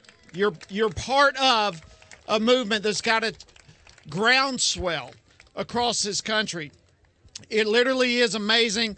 I've just walked out of a hearing where Democrats are totally pushing aside the Constitution, and we called their hand on it, but they just kept right on pushing for D.C. to become a state, and pushing. Absolutely. Y'all listen, here it is, true. Here's the deal, y'all. I just want you to understand the severity of it all. We are in the fight of our life. We're in the fight of our life right now. And this is an hour that calls for men and women of courage, men and women who have deeply embedded within them a love for freedom and for the rule of law and for our Constitution. And now is the time to stand like we have never stood before. And I just want to give you as much wind and as much encouragement.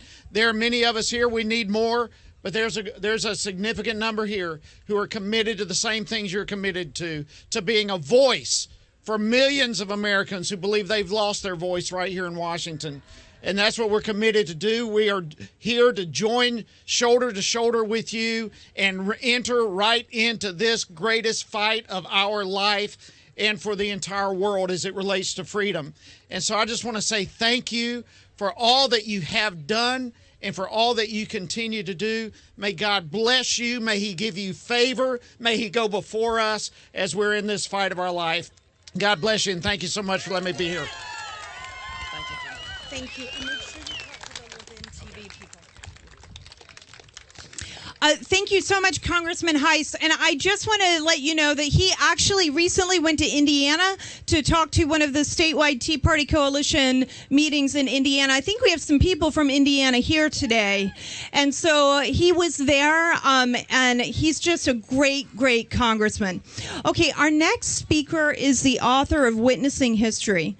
And we're here today to talk about socialism and freedom. And she's going to be able to compare and contrast that much better than I can because she's seen it and experienced it. Please join me in welcoming Jennifer Zeng. Thank you. Thank you.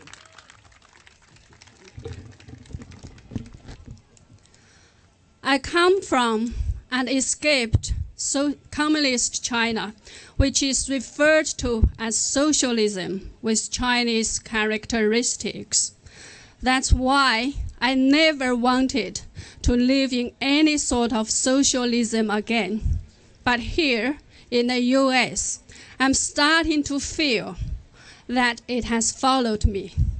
Not only many politicians are making socialism sound so sweet, but the majority of young Americans are attracted by it. But here is what it really is.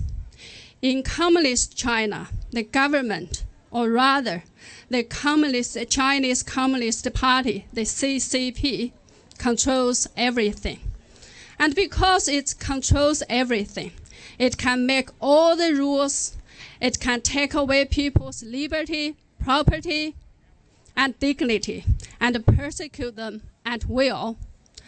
So ever since the CCP took power 70 years ago, more than half of the population has been persecuted one way or the other. Over 8 million people died of unnatural deaths. My family and I suffered too. I was thrown into prison 4 times and then sent to a labor camp for simply practicing Falun Gong, which is only a mind-body-spirit practice to improve mental and physical health. The labor camp felt like entering right into hell.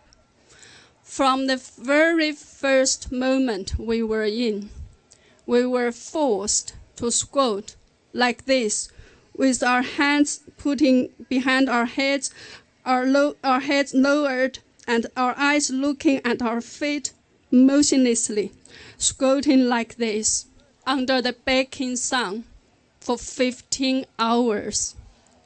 Whenever someone couldn't endure or fainted, electric batons were immediately used on them so that they would be revived to continue with the squatting.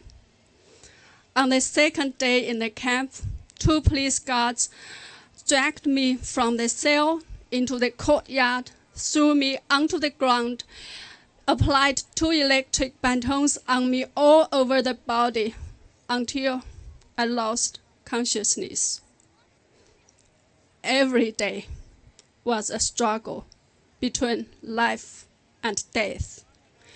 We were not only under endless torture, physical and mental, but were also forced to do endless slave hard labor.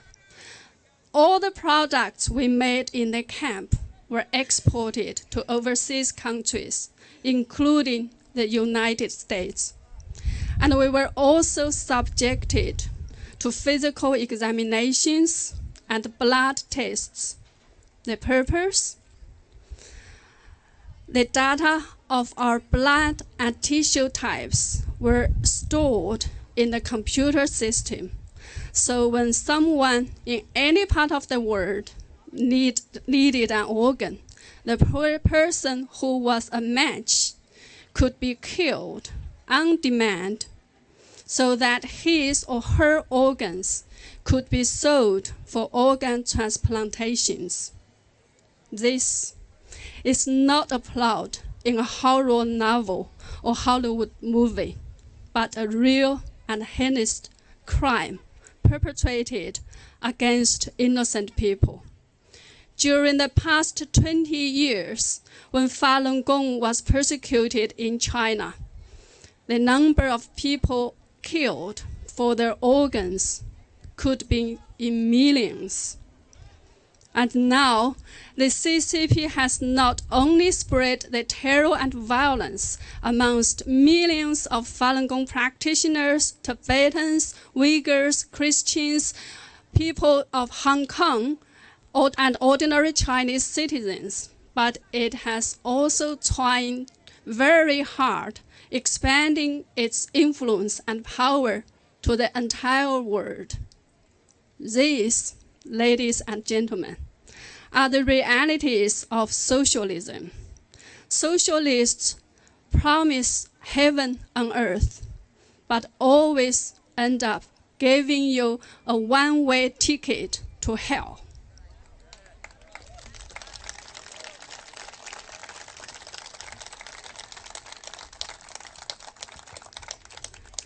As far as I can see, there are 2 major battlefields right now in the world. One is the war between the free world and the CCP. Another one is right here inside the United States, between the America's founding principles, traditional values, and the infiltration of communism.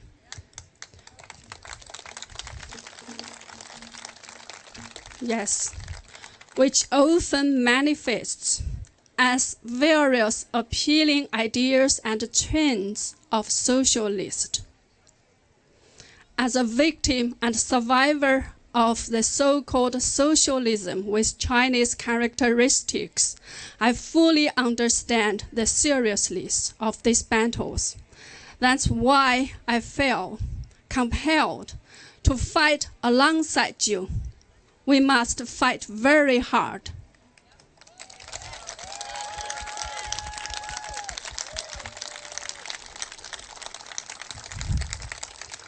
The CCP is smart, but not smart enough to stamp out human desires for freedom. So, let us learn from the Hong Kong protesters and fight day after day, week after week, month after month, until we win.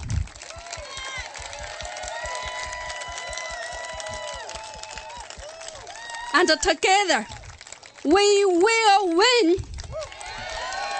Thank you. Thank you very much.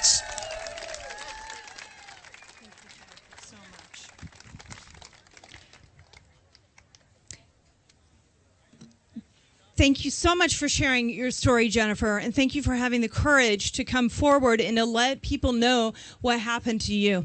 There are many people across this country who are calling for socialism, and we've got radical politicians who understand what they're doing, and I think that's evil. We also have people who do exactly what she said. They want the promise of heaven on earth.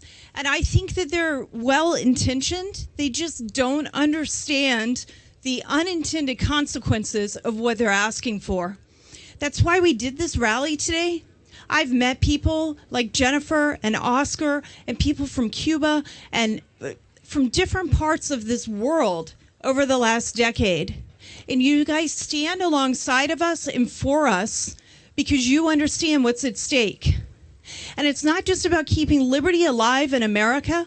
It's about keeping for Americans, which we want, but it's also about keeping liberty alive in America so we have a place for people like Jennifer to go after they've experienced something like she's experienced.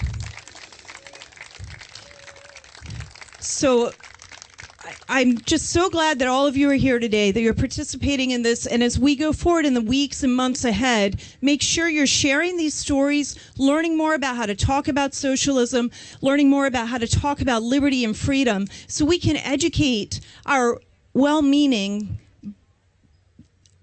neighbors and friends and family and people who are part of our networks who just don't understand what they're asking for. Our next speaker is somebody who has fought alongside with Tea Party Patriots for the last decade, beginning with, well, wait, it's not who you think, though, yet. He's closing it out. We've got two more before him. Someone who stood with us and fought with us trying to stop Obamacare from passing and has worked tirelessly to help us get more healthcare freedom in our country. He works on a multitude of other issues, and he is always the most gracious speaker we have, working in wherever he has to work in, getting here early oftentimes to help us set up. Even though he has his own life and family and businesses to run, he's part of us. So please join me in welcoming Phil Kerpen of American Commitment.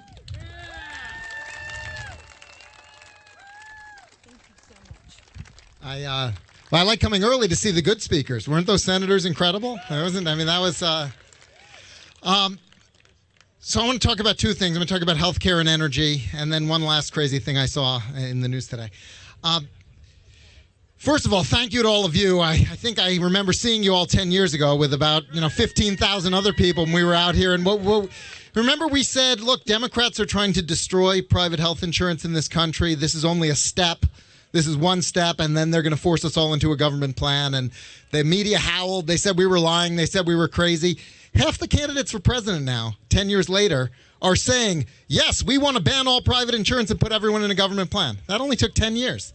The other half are still lying and pretending they don't want to do that. But, of course, they want to do it, too. They just want to do it a little less directly and a little less honestly. But, that's the stakes right now in this country. And the Democrats believe that bureaucrats and politicians in Washington should make the healthcare decisions for us. And they think that the regulatory and tax monstrosity that is Obamacare, that they created and set up, somehow discredits private insurance and is an argument for forcing everyone into a government plan. So, the healthcare issue, we didn't get repeal and replace done. That was pretty disappointing, wasn't it? But we did they did one thing. Congress was good for one thing on health care. They repealed the individual mandate. That's a pretty big deal. And with no individual mandate, there's no punishment, there's no penalty if you're not in Obamacare. And so that's let the Trump administration actually do a lot to fix health care without Congress's help. And we've got things like association health plans, short-term limited duration insurance, much, much less expensive than Obamacare plans. We've now got health reimbursement arrangements coming back. And so there's a lot more choice. There's a lot more competition. If Republicans are fortunate enough to win the House back, though, they better get health care done this time. It's outrageous that they didn't get that done. And frankly, the Democrats, they're ready to say, hey, we gave private insurance one last try. Let's force everyone into a government plan. So, we might be unhappy with what Republicans did on that issue, but we cannot allow Democrats to succeed with what they want to do, which will be the end of healthcare freedom, choice, and competition, and all of us subject for our very lives and health to the whims and vagaries of politicians and bureaucrats, which is, of course, intolerable in a free society. So that's healthcare. Energy. We just saw something pretty remarkable happen on energy. I don't know if you appreciate it, because what happened was what didn't happen, okay? Iran did a massive attack on Saudi Arabia. They wiped out, over 5 billion barrels of daily production in that attack. And the price at the pump in the U.S. didn't move. It had no impact. Now, why is that? Well, that's because after Obama said we're never going to reverse the decline in American oil production, we could drill every inch of this country forever, it would make no difference. What happened under just a couple of years of President Trump? We're now not only energy independent, we blew right through energy independence. We're now a massive net exporter of both oil and natural gas. About 6 months ago, Russia and Saudi Arabia said we're going to get the price of oil up. We don't like the low price where it is. We're going to get it up by cutting our production. And the price didn't move at all. America gained market share because we put more rigs into production. We said, great, we'll keep the price where it is. We'll take your market share. And the CEO of British Petroleum, he was very outraged at the time. He said, this American market has no brain. It's brainless. It produces more whenever the price goes up, and we can't get the price up. It's terrible. So the choice on energy, I think, is pretty remarkable because, if you like gas prices that start with a 2, then you should be very happy with our current policies and our current administration. If you want it to start with a 4 or a 5, that's what the Democrats are promising. They're promising they want to ban fracking, they want to ban offshore production, so it'll start with a 4 or a 5. The price, and they'd be pretty happy. Of course, not all of them would be happy with it starting with a 4 or a 5. Some of them want the Green New Deal. They want to start with an 8 or a 10 or a 20 or be banned completely.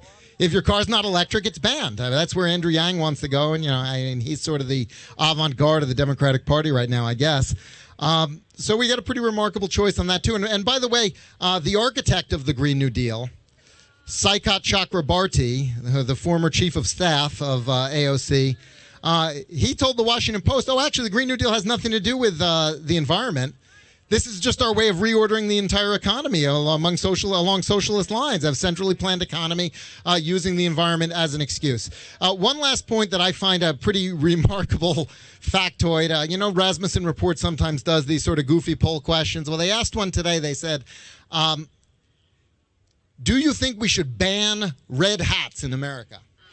Okay, so now, they didn't say just MAGA hats. They're all red hats. So if you're a Phillies fan, a Cardinals fan, you got, forget it. Those have to go in the guard. 14% of American adults want to ban all red hats in America. Now, I don't know what the number is of Democrats. It's probably, 30 or 40%, something crazy. So the mentality of the left right now in this country is everything they want you to do, they want to make mandatory. Everything they don't want you to do, they want to ban. And they want to tax you to the moon and back to pay for it all. So, that's what's at stake right now. I can't thank you guys enough. Of course, Jenny Beth, it's always my honor and privilege and pleasure to join you at all of these events. And thank you so much for everything that you do. Thank you so much, Phil. Make sure you check out his website, AmericanCommitment.org. He's just full of facts, and he's a great champion for liberty. All right, next we have the senator from Indiana. There is a sign right there for him. Patriots led Mike Braun. Please join me in welcoming Senator Mike Braun.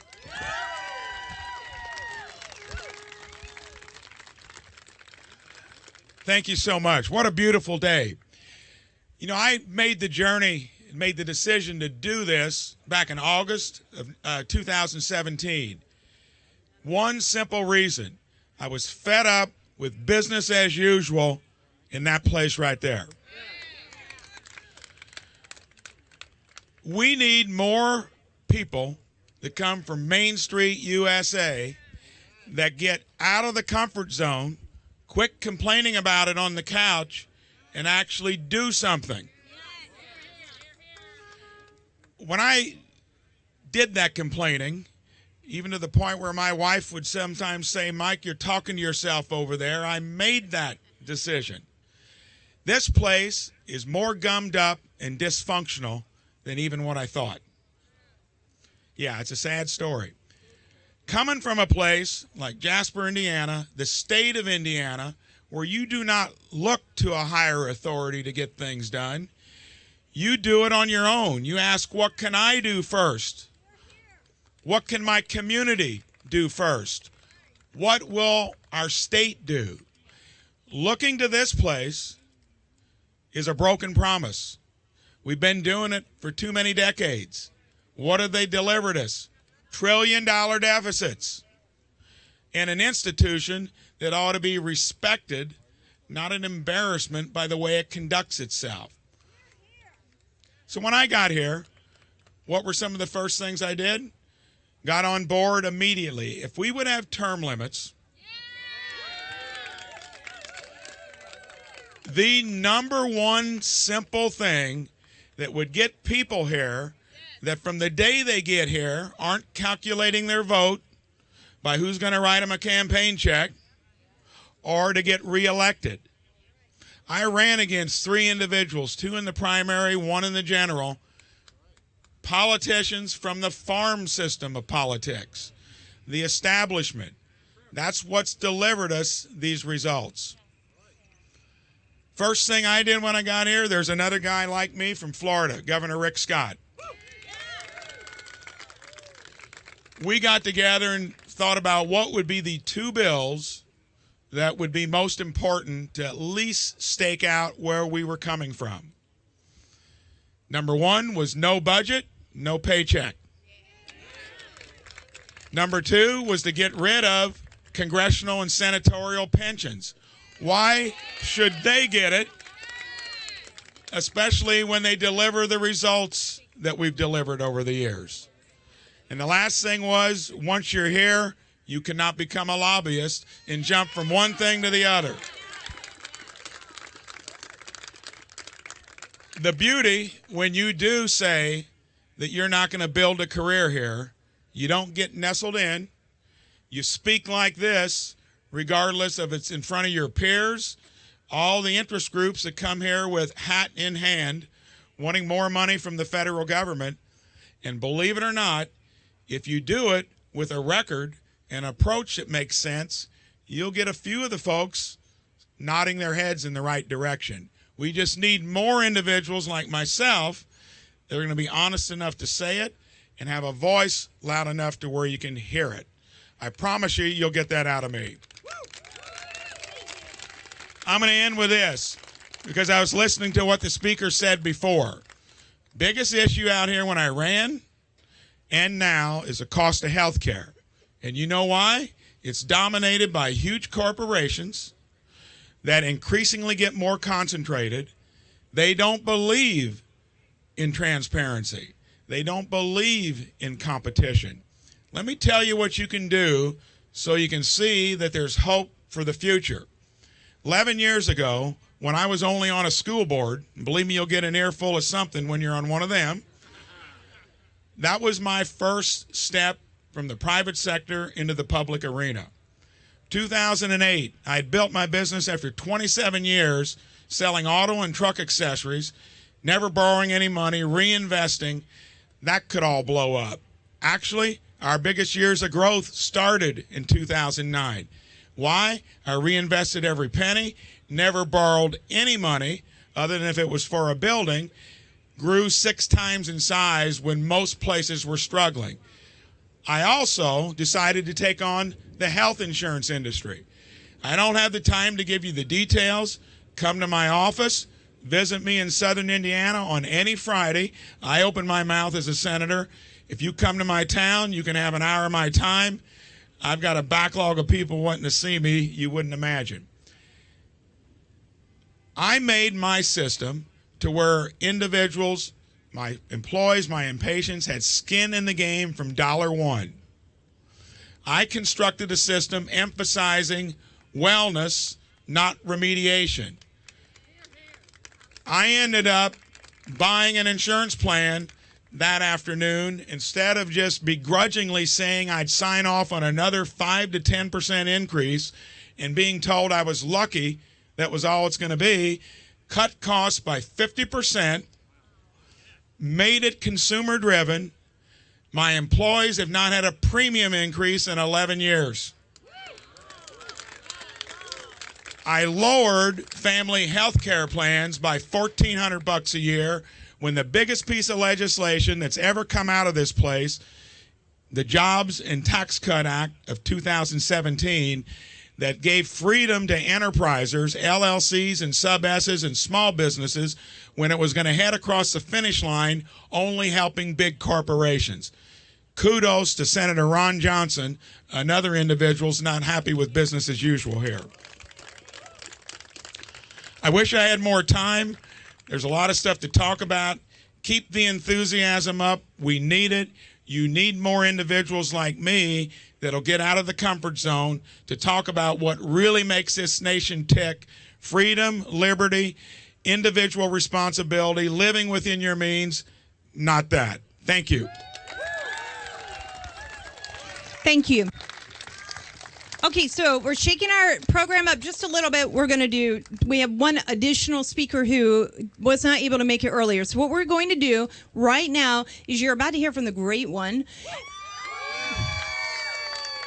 Don't leave after that, because you also then are going to hear from another congressman from the great state of Texas. So we've got two. All around this country over the last decade, I meet different people. Sometimes, like the other day on Monday, I saw a man on the plane who was reading a book by Mark Levin. I meet people who come up to me who talk about Mark Levin. They talk about Mark Levin more than any other member of Congress, more than any other television or radio personality. The people who care about what we do listen to Mark Levin. And I know when they are listening to Mark Levin that these are people who've decided to take their activism to the next level. It's not just about being angry, it's about learning about the Constitution and learning about our founding and understanding how those documents still relate to today. That's what I think is one of the best things about Mark Levin. And when I'm having a really awful day or I just hate what's happening in Washington, D.C., which is more often than you can probably imagine, I decide in the morning I'm going to listen to a podcast of Mark Levin so that it will cheer me up and make me ready to fight again for the next day. I encourage everyone to listen to Mark Levin every day, and it's my pleasure to welcome him to our stage today.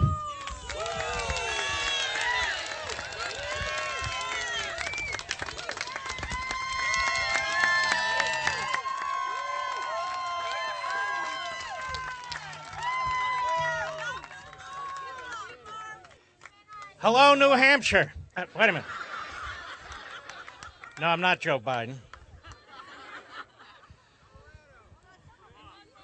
We are here today because we believe in one word: liberty. Socialism is the opposite of liberty. Under socialism, you surrender your heart, your soul, and your mind to Elizabeth Warren, to Bernie Sanders, to Cory Booker, and all the rest of them. Now, we have men and women in uniform in one hellhole after another, and I said one hellhole after another, all over the world, where people from those hellholes are trying to get into the United States, by the way. And they're not fighting for socialism. And I'm quite serious about this. These are Americans who volunteered to defend this country. Now, what does that mean, defending this country? It means defending the documents in the National Archives, the Declaration of Independence, the Constitution, the Bill of Rights, all the Bill of Rights. When I hear these politicians attacking our Constitution, whether it's the Second Amendment, whether it's the Electoral College or whatever it is, when I hear them pushing their left-wing progressive agenda, trashing the men who created this country, telling us this country was founded in slavery, they're very confused. They must be talking about Red China. They must be talking about the Red Soviet Union and Russia. They must be talking about modern-day Iran and North Korea. Look around you. This is liberty.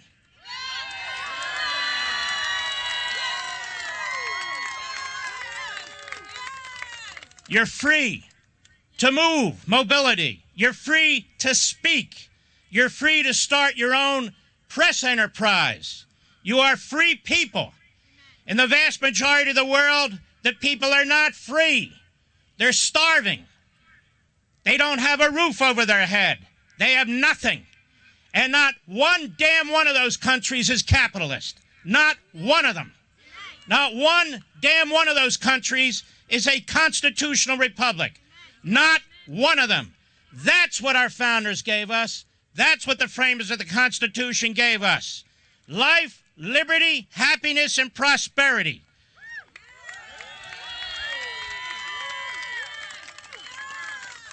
And I'll be damned if we're going to swap Elizabeth Warren for James Madison. And I'll be damned if we're going to swap Bernie Sanders for George Washington. And I'll be damned if we're going to swap any of them for any of our founders and framers of the Constitution. Now, let's go through a few issues. Healthcare. Healthcare is through the roof, not because of insurance companies, not because of pharmaceutical companies, but because of them. That's why.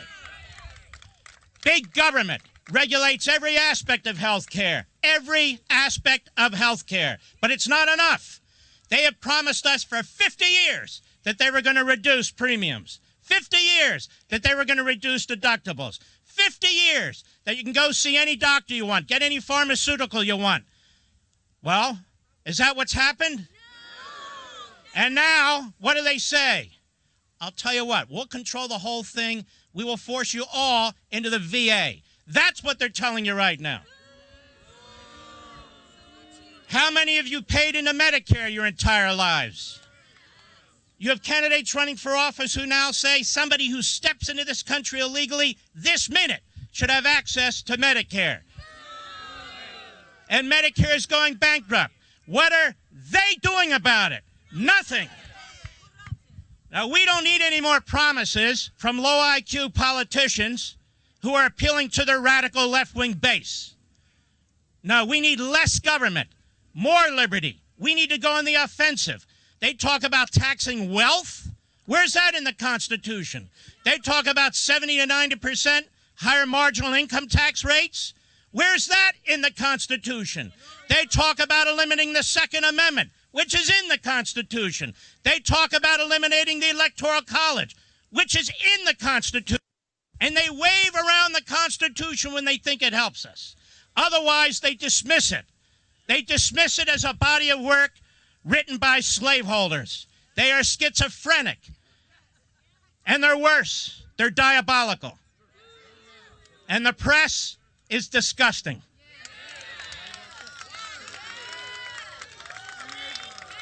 We have a free press, not to be the mouthpieces of tyranny, not to be the mouthpieces of socialism, not to be the mouthpieces of Hamas and Hezbollah in Iran and Red China. Our press is supposed to be free to support our principles, our founding principles, and which are not hard to support. Individual liberty, private property rights, freedom, freedom. The same freedom the press enjoys, the rest of us want to enjoy as well. Now, I want to talk about a few other subjects while I have your attention. Iran. Iran. I hear it said, what business is it of ours what Iran does? I don't know. What business was it of ours what Osama bin Laden did in a cave in Afghanistan? Wars don't begin in Kansas. Wars don't begin in Texas. Wars don't begin in North Dakota. Wars don't begin in Florida. They begin 7,000 miles away, 9,000 miles away. Why do you think that regime wants ICBMs, intercontinental ballistic missiles? And why do you think they want to put nuclear warheads on them? Because of us. We are the number one Satan. What do we have to do? Wait for them to tell us? They do tell us every time they speak. Well, Mark, how many more wars do you want us involved in? None. But the enemy wants us involved in a lot of wars. And the fact of the matter is, you can have significant casualties, significant deaths, if you close your eyes, take an ostrich position, and you watch the enemy form, you watch the enemy get stronger and stronger, and you pretend that we here in the continental United States are protected. If 9/11 taught us anything, it taught us that's not true. If World War II taught us anything when we were attacked at Pearl Harbor, that showed us it wasn't true. Every major war we've been involved in modern times started somewhere else. And then somewhere else became America. When they hit New York, when they hit Washington, when they hit central Pennsylvania, what is it going to take for the Code Pink Republicans and the leftists to understand that we have a military for one reason? Not to colonize, not because we're imperialists. It's to kick their ass before they hit us.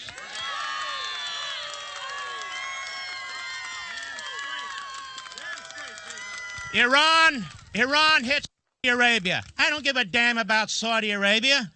That's not the point. Do you happen to know where the United States Fifth Fleet is? It's in Bahrain. If they can hit Saudi Arabia with pinpoint accuracy with drones and cruise missiles, the United States Fifth Fleet can be hit just as easily. Iran showed us a few days ago. They have the technological know-how to hurt us, and they have the will to hurt us. Do we have the will to defend ourselves, yes or no?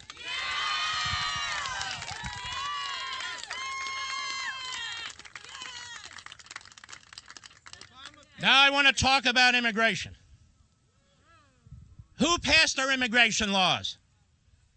They did.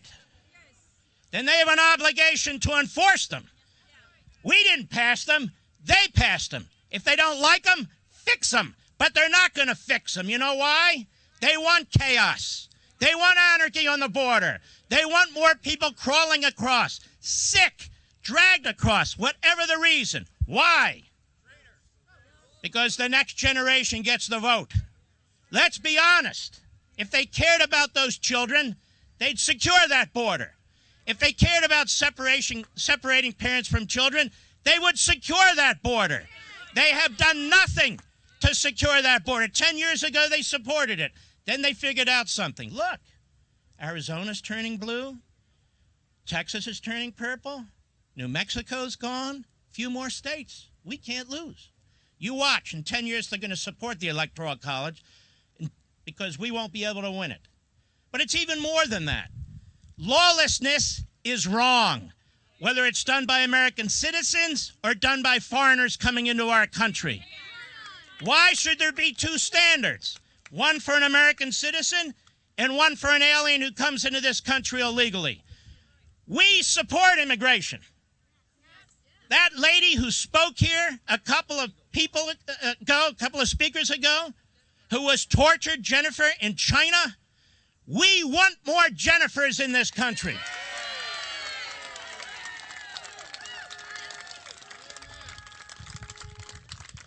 We want more people coming into this country who will assimilate. We want more people coming into this country who believe in Americanism, capitalism, individualism, and liberty. We welcome them. And as a matter of fact, I'd be happy to trade liberals for them any day of the week.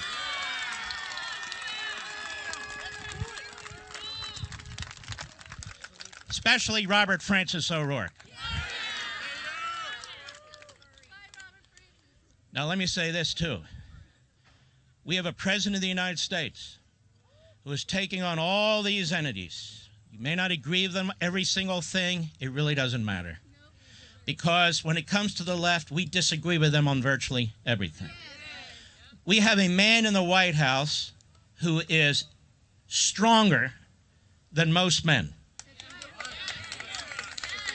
who gets up every morning to a media, and they know it, who have as their purpose to destroy him, his family, his businesses, his reputation. They hang on his every syllable.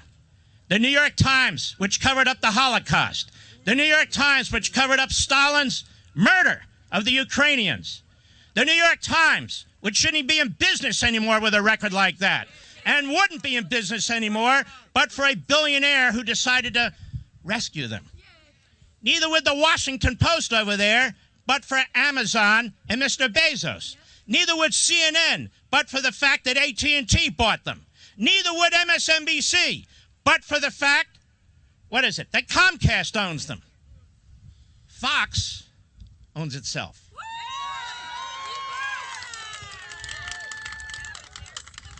And they want to destroy Fox. How dare there be another network that doesn't join the conga line of the left? That's impermissible. We demand uniformity. We demand conformity. We in the media. We don't have a free press. We have a modern mass media filled with progressive ideologues and Democrats and social activists who've done more to destroy freedom of the press than any government could do. They are undermining freedom of the press, as they are undermining freedom of speech, as they are undermining freedom of association, as they are undermining freedom to bear arms. The New York Times is pushing out an agenda now that has as its purpose to brainwash every kid in America that America was founded on slavery. The vast majority of Americans never owned slaves. And the United States of America wasn't founded in 1619. It started in 1776. Then we had the Articles of Confederation. Then we had the Constitution of the United States. And I hope they'll teach the Civil War. Every single damn battle in that Civil War, the greatest war in American history. The lives lost, over 700,000. The casualties were enormous, were immense.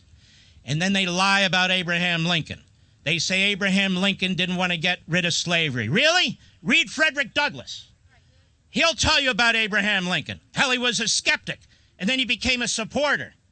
Abraham Lincoln wanted to destroy slavery, and he did. Abraham Lincoln did more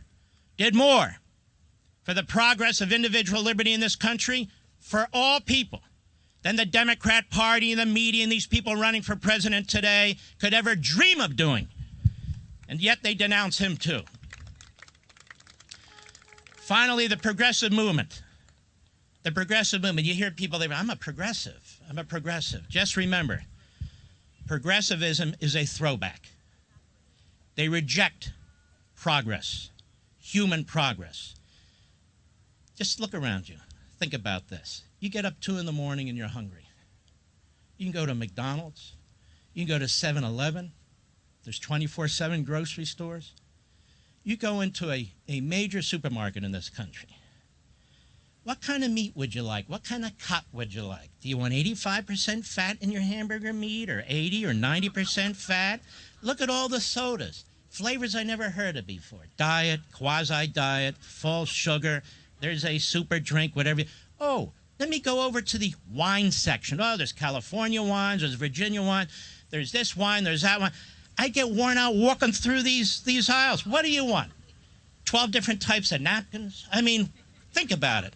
Fish. Oh, it's all fresh. I go into these restaurants, by the way, they say, we have fresh fish. I said, no, I like frozen fish. But anyway, you go into these, fish from everywhere, anywhere. We live better than any king or queen lived 100, 200 years ago. We, average Americans, we live better than any human beings live on the planet today and have ever lived before. You know, we say to ourselves, man, I got to get on a plane and fly to California. That's 5 hours. 5 hours? It's air conditioned. Maybe the guy next to you has a mouthful of garlic. I don't know. But the fact of the matter is, maybe you want some peanuts if they're not outlawed, or pretzels if they're not outlawed. Maybe I'd like a can of Diet Coke if I can have a can of Diet Coke. Ooh, I don't have enough room here. It says they used to take trail wagons, go across the country. It would take months, and many people didn't survive. 5 hours from here to California. Humanity's never seen anything like this before. Nothing like this before. You go into your home. We have air conditioning. In the summer, you have heat. You flick a switch, the light comes on. Do we even realize what kind of a society that we live in this country? And I would remind the history teachers in the media where this came from. They call them robber barons. These are the men of the Industrial Revolution that made the biggest middle class, as Marx would say, the biggest middle class in human history. Access to food, mobility, homes, the development of steel, the development of oil and natural gas, the development of electricity and clean water and sewage systems and automobiles and everything associated with it, on and on and on. Government didn't create it. These knuckleheads didn't create it. The private sector created it. All they do is get in the way and tell us how they're going to make everything better. We had a civil rights movement in this country, a great movement. It didn't start in there. It started in black churches. It didn't start there. They opposed it. Liberty doesn't begin there. They're there because it's in the Constitution. Now they need to mind their own damn business, operate within the Article 1 of the Constitution, and otherwise get out of our faces.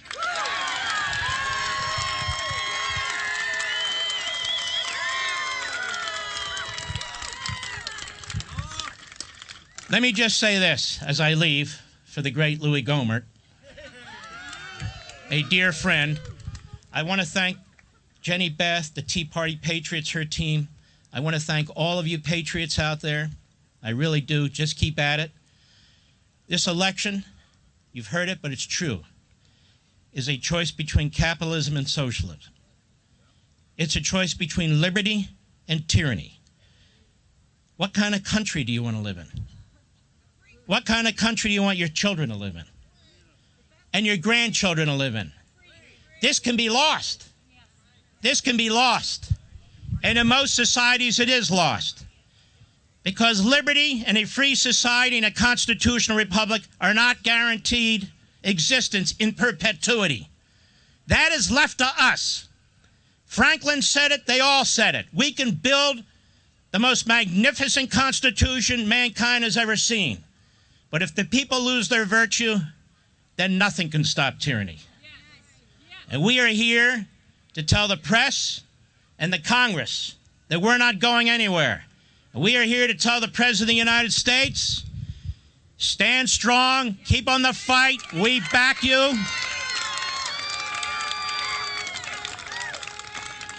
Because you stand between us and them. God bless you. Thank you so much. Thank you.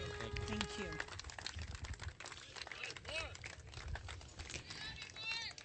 Thank you so much, Mark Levin.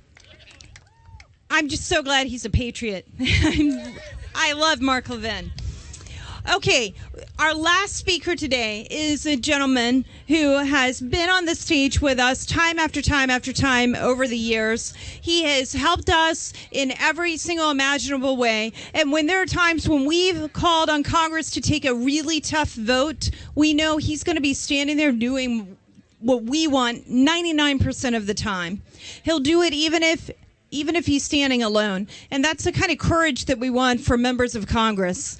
And I think that's part of the reason why we support and like President Trump so much, because he's willing to stand and fight and do things alone, even if he has to. So please join me in welcoming our last speaker of the day, Congressman Louie Gohmert. Thank you. Thank you. Y'all are so kind. But having listened to a guy I love, Mark Levin, I felt like all that's left now after that sermon is come up and do the benediction, maybe take a collection, but do the benediction. Because, man, but it is wonderful to be with you again. 10 years ago, it's hard to believe. It's been 10 years. And after all the things that have been thrown in the way of the Tea Parties and all the lies that have been told about the Tea Parties over the year, you've made a difference. If it weren't for you, there would be Obamacare 10 times worse than what it was. And some have pointed out that they would have passed a much more draconian socialized medicine policy or bill, and it would be where we could not ever have a chance of getting rid of it. We should have gotten rid of it. We had our chances, but we've got some Republicans that need a little boost in the backbone area. And anyway, but I'm encouraged. We've seen some people come into Congress, the two that just took the oath of office this week. Very encouraging. That's really encouraging. Dan Bishop, Greg Murphy, I think those guys will be a great addition. But let me tell you, I just rushed over from a judiciary hearing that was in progress when I left, but and we got to hear from some really interesting Americans. You may have heard of some of them. Reverend Al Sharpton, he was testifying, but you know what? What struck me, I'm hearing about all this unfairness to African Americans, and what I thought about it took me back to my days as a judge when I had a gang leader who was convicted of murder. He wisely took his lawyer's advice and did not testify. But after he was convicted on the sentencing phase, he gets up there and says, and I had it as judge to make sure he understood his rights. He didn't have to testify, but if he testified, he's subject to cross-examination. And he made very clear he was going to testify for one reason. He told the jury, I could not sit still. This whole trial, I sat there while all these witnesses trashed my gang and said, it was really tragic, y'all. He says, look, and he was really emotional about it. I don't know who my father was. My mother was never around. And he got emotional. He said, my gang is the only family I've ever had. And I couldn't sit there and not say something in defense of my gang that I love. Well, they had just helped him kill a guy, but they were his family. And I couldn't help but wonder if he had known his father, if he'd been part of his life, if his mother was around for him, either one or both. I just couldn't help but think he wouldn't have been in my court being sentenced to life in prison. So it was John Adams, 1797, our second president. He had taken over from Washington, and he said this Constitution was intended for a moral and religious people. It's wholly inadequate for the government of any other. And I think about that all the time. Our solution is not getting Congress to pass a certain bill. Those are things we need to do. And I tell friends that go, you guys, you take August for a whole month of vacation. I'm going, you don't want us in session every day. Every day, no matter who's in charge, we're passing new bills. And most of them affect your liberty. You don't need that. We'd be better off to do like Texas. They have a legislature meet 5 months every other year, and they're done. Now, that you'd be better off, you know. So, anyway, it's an honor to even be anywhere, anytime Mark and Julie Levin are here. I just love these guys. They care so deeply. And I told Mark, I waited a long time to read Unfreedom of the Press because I knew it would make me mad. And I was already angry enough, you know, just working up here. But I would encourage you, if you haven't read it, having read it now, I learned a lot. I knew a lot going into reading that book. I read a lot. And I'm telling you, there are things in there you need to know, and you will be a better citizen. But I still contend Liberty and Tyranny ought to be a textbook for every elementary school, every junior high, every high school in America. If it were, then we wouldn't have any more thing to worry about. And these billionaires that are giving money to turn us socialists, they need to learn real history. They don't know. Now, they know that if you become socialist, progressivist, communist, they know this much. there is a very thin veneer of a ruling class, and then there, like Mark said, there's no middle class. And then you have everybody else. And I didn't talk about this when Mueller was doing his investigation, but I was an exchange student at the Soviet Union during my college years for a whole summer. Now you know why I didn't want to bring that up during the Mueller investigation. But and I did have 2 years of Russian. You know, can't remember much now. But I'm telling you, I've seen it firsthand. There is no middle class. And you don't want that kind of socialized medicine. And I've seen us since these decades since, we've been moving in that direction. But the billionaires don't understand. They keep giving millions and millions to turn us socialists. They think they're going to be part of that tiny little ruling class where all the rest of us are minions. They needed to study some real history. If they will, they'll find out that people like them, after a country goes communist, socialist, progressivist, that little group of leaders, they take their money, but then they go either to a gulag or to a cemetery. They don't get to be part of the ruling class. They think they're going to be above all that. Oh, no. Oh, no. They have been miseducated enough that they don't understand that. So let me just finish with a little history. I majored in it in college because I knew I was going to the Army, and so I majored in what I loved. And University of Oklahoma, of all places, used to have a history professor, Rufus Fears. I was around him a good bit. He spoke a lot for heritage events. And I love to get around, sit down, just him and me, and talk history. He told me that, you know, and I knew some of this, but their son Willie in 1861 got sick and died. And he said Lincoln thought God was punishing him. I'm not saying I believe this, but that Lincoln believed God was punishing him. And like Mark alluded to, there's so much misinformation about Lincoln nowadays. But he knew that a guy that looked like him and sounded like him could never get elected president unless God was in it. And he knew God had a purpose for him, and it was to end slavery. And so he gets elected, and he was going to try to get rid of slavery as quick as possible.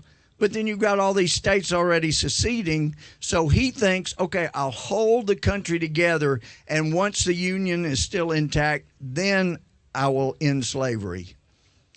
And he felt like, I don't believe this, but he believed that God killed Willie to punish Lincoln for not doing what he knew he was put in office to do. So he's struggling with that. He goes into deep, dark depression. And then he's asked to come commemorate the fields at Gettysburg. And, of course, y'all all know, you know, the senator spoke for 2 hours and he spoke for about 2 minutes. And he didn't. Bill O'Reilly has a great book on killing Lincoln, but there are two places he says Lincoln was a great speaker. He wasn't a great speaker. He was a great speech writer, and he was a great storyteller. But he kind of had a high-pitched voice. It wasn't that easy. He didn't go very far. So anyway, Lincoln is depressed and stays depressed. He starts talking to a preacher privately at the White House. And Mary had all kinds of emotional problems. And she, you know, spouses sometimes know how to dig the knife right where to put it. And she knew Lincoln's weak spots, and she was constantly chastising him. So his favorite, Todd, gets sick. And it's similar to what Willie had, just like a little cold or something. They bring in the same doctor, and the doctor sees him. And don't know what the words were, but whatever he said about Willie, something like, oh, he'll be fine, he used the exact same words about Todd. And so Mary starts freaking out, you know, oh my gosh, he's going to die now, and it's all your fault. You're going off to God knows where. He's going to Gettysburg. And he knows there are over 50,000 casualties there, and it's weighing heavy on him. And now you're going off, and you don't even care, and he's going to die, and he's going to be your fault, just like Willie was. he gets on the train. Now, there was one person said, he stayed in the dining car and told jokes. Now, everybody else said he sat there and was very solemn. You know he was. But Rufus didn't tell me this. I'd read this. I can't account for its validity, but it sounds right. And it reminds me a little bit of Donald Trump. But through that process, he decides, I got to do something to end slavery. I got to make that move. So he does a first draft of the Emancipation Proclamation, and he feels like he's got to do a final draft. He's got to make that public. And so he talks to the cabinet, and he reads it to them, and they discuss it. And the story says all of them were against it. And they all told him what a big mistake was. It would prolong the war. The South would never give up when he put that out. Anyway, he said, well, let's put it to a vote. All that feel like I should make this an official proclamation say aye. Lincoln said aye. All opposed, nay. Everybody else says nay. And Lincoln says, looks like the ayes have it. Well, I heard, yeah, that's a man of commitment that knows right from wrong.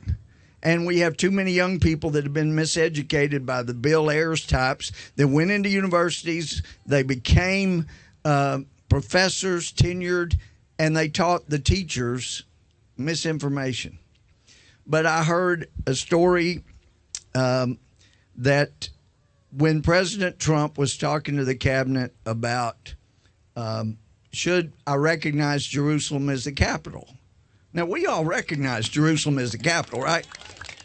And he said, I think we should do it. And nearly all of the cabinet said it's a bad idea. I was told that one of the cabinet members at the meeting said, look, if you declare Jerusalem the capital of Israel, I got to tell you, we don't have enough service members in the world that will be able to win the war that you will start if you do that. And I was told President Trump said, I still think I ought to do it. And he did. And look what happened. So don't give up hope. You've got brilliant intellectual thinkers that also are great communicators, like the great one. And that inspires me. And you inspire all of us. So thank you for your commitment. Thanks for not giving up. This is a treasure worth keeping. And that's what Ben Franklin said. So let's decide we're going to keep it. Thank y'all very much. Thank you. Thank you so much. Thank you, Congressman Gohmert. And thank you to every single one of you who are here today. Let's continue to stand for freedom. Let's make sure that Americans know we are going to do all we can to stop socialism and choose freedom. Thank you very much. Have a wonderful afternoon. Thank you.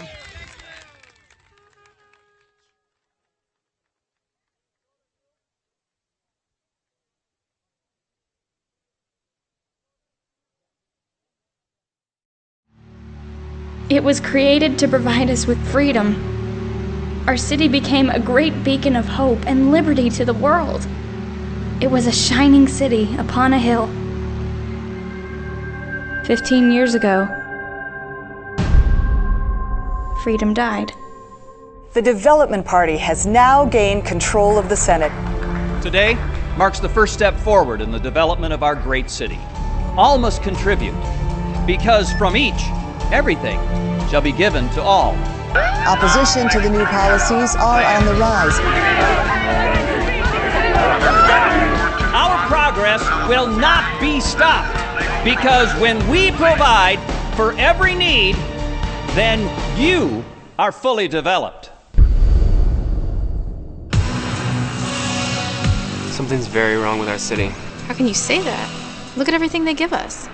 Don't you see? The more they give us, the more they control us. We become nothing but passive people waiting in lines. I can't live like this anymore.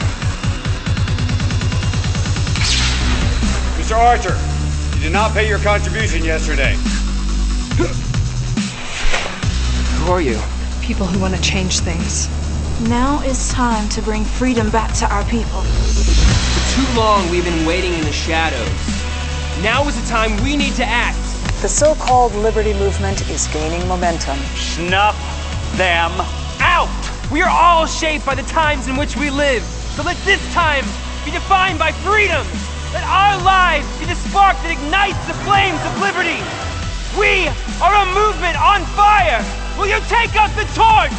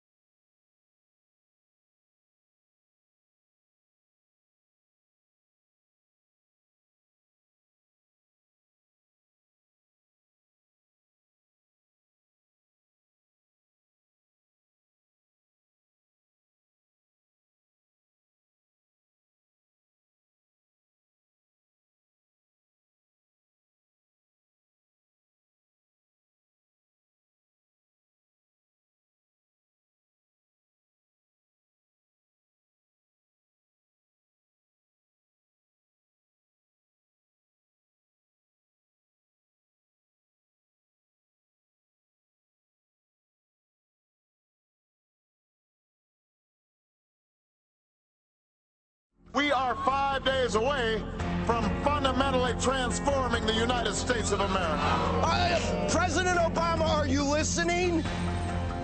We're thinking of having a Chicago Tea Party in July. All you capitalists that want to show up to Lake Michigan, I'm going to start organizing.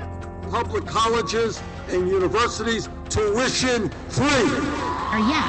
People are going to have to start paying their fair share in taxes. And that means get rid of the Electoral College. Two visions for America's future: personal freedom, economic freedom, and a debt-free future, and one which will choke personal freedom, and it will inevitably lead to even more massive debt. America will never be a socialist country. We want smaller government. We're choosing freedom and standing for freedom.